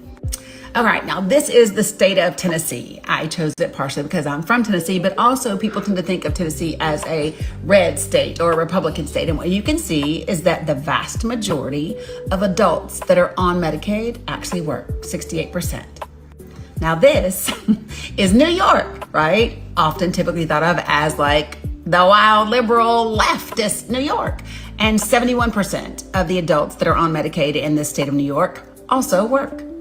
And here we go with another T state that is often thought of as red, Texas. Texas, in the state of Texas, 68% of the adults that are on Medicaid also work. And here we go, the wild, wild west of California, where 68% of the adults on Medicaid also work. Let's head on over into that Midwest in Iowa, where 77% of the adults on Medicaid work. And let's take a look at Colorado, where 75% of the adults on Medicaid actually work. All right, so I know that I only showed you like 6 or 7 states, like 6, 7. I know, but listen, across the country, the average is 71%. 71% of working age adults that are on Medicaid actually do work. So why do they want you to believe that somebody out there is just being lazy and they're getting all this government welfare that's taken from you and your family? Well, because it keeps you from focusing on the people that are really the problem. And those are the people that instead of having to worry about how they can qualify to simply get access to healthcare, they're buying their 3rd, 4th, and 5th house, their 6th and 7th yacht, and all of those things. And so we got to understand that it is not the person that is your neighbor. It's not the person that's getting Medicaid that is the problem. It is the ridiculous people that continue to hoard wealth for themselves while our children go hungry and we struggle to pay for medicine and housing. So I hope this helps. I hope that you will share it. This is the type of information that we are coming together to share in Project for the People. And I hope that you will join us and want to share it too. Okay, peace. Well, that was my video, right? And so the way that you sign up is you go to my link tree. My link tree is in my About section. And it's the very first link on my link tree. You click it, you put your information in, you sign up, and then you'll get an email that has access to stuff. And I'm a little bit behind sending out the email because this was my birthday week. My birthday was Tuesday. And so I didn't send out an email on Tuesday. But so the idea, folks, is for us to start talking to people about the stuff that matters to them, right? And to build connection through conversation in our communities. And so thanks, Bufani. So when we talk about these things that matter, it demonstrates to people that you care, right? You let people know what's happening. And it's not, oh, you need to vote Democrat. We don't need to have that conversation yet. We don't have to talk about your vote yet until August. Let's get to know you first, right? Thanks, Dr. Faith. Let's build a relationship. Let's build community. Let's talk about the issues that are impacting us as a community. And then we can then connect that to voting when we get towards the end of summer. But let's start rebuilding. Thank you, Sassy. Let's start rebuilding now and building that connection so that we can get in touch with the issues, because people do not care how much you know until they know how much you care. So there are new things. Love that, Lisa. There's new graphics that are coming. I literally was going through all of our counties and our people and all of that stuff yesterday. I've got some more states that I want to go through their election data on. And so we're starting right now, meeting every other Thursday at 8 p.m. Eastern Standard Time on Google Meet. And then once we get to the end of summer and stuff, then we'll amp it up. You know, we'll ramp it up come August, September, October before we get to November. What I really want us to be focused on right now is getting information out and sharing information. And hold on, I'm going to get it because I should get it, but hold on. Let me see if I got it over here. Wait, y'all, don't leave. Okay. So, and we have little merch and stuff that Sandy and LaRonica put together. So we have t-shirts that say Project for the People. And then we even have a QR code on the back. So people can scan the QR code and find out about Project for the People. But we have hats and sweatshirts and bags and I don't know what else, coffee mugs and whatever. Yes, countering the propaganda and the cognitive dissonance. Yeah. And so this is what I'm really excited about. And yeah, definitely missing Sandy. And so I just wanted to take a minute to share that with you all. I had you here. So if you want to participate, then please go to my link tree, and it's the first link in my link tree. And before I go, I want to leave you with a few things. You ready? This is a great book, Killing the Black Body. If you want to talk about race, reproduction, and the meaning of liberty, and you want to find out about the things that have happened in this country when it comes to women of color, especially, this is a great book to do that. I'm going to also give you this book called The New Jim Crow. People think that Jim Crow is over. It's not. It's just been redone. Okay. Another book I recommend, The Long Southern Strategy. Learn about how these guys weaponized racism without sounding like racist to most white people themselves. Okay. And then, well, I'm going to leave y'all with those three for today. I'm going to leave you guys with those three for today. Make sure that you watch the documentary 13th. Then the second book was The New Jim Crow by Michelle Alexander. Yeah, you're welcome. All right. I hope that today was informative and all of the things. Okay. Oh, thank you, Penny. That was awesome.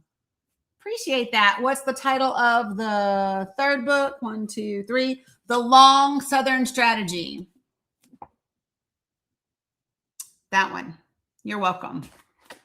Good. All right. I will be back tomorrow, guys. I'm going to get my grandbabies off the bus tonight. Books 1 and 3. Yep. The Unaliving of the Black Body, Killing the Black Body is books 1. By the way, in my link tree, I have like a little link to a Google Drive that has books, documentaries, and other things for you to be able to read and to watch to help deconstruct and to learn even more. I will give you this piece of information. The link tree is quite extensive.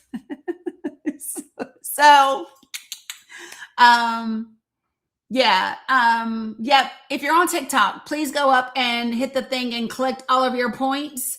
I will be here tomorrow. My goal is to be live between 9:30 and 10 a.m., 10 a.m. at the latest, and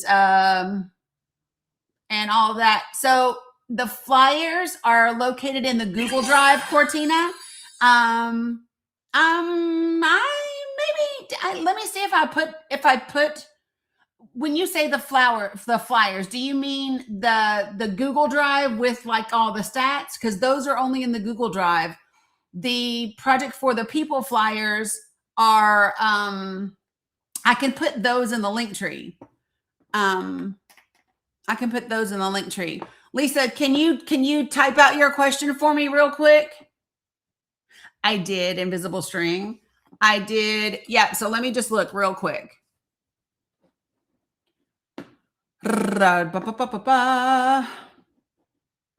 Give me 1 second, folks. Oh, I already had it pulled up. Imagine that.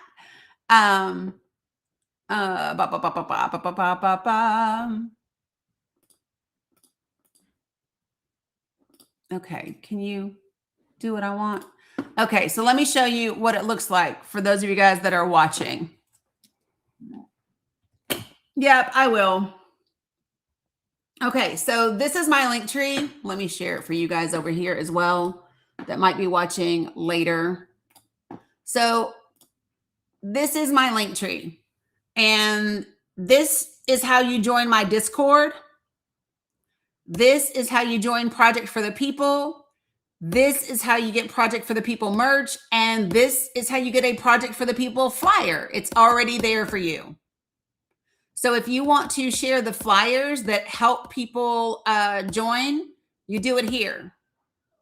If you want to get merch, you get it here. And if you want to join and sign up, you do it here. Okie doke, folks.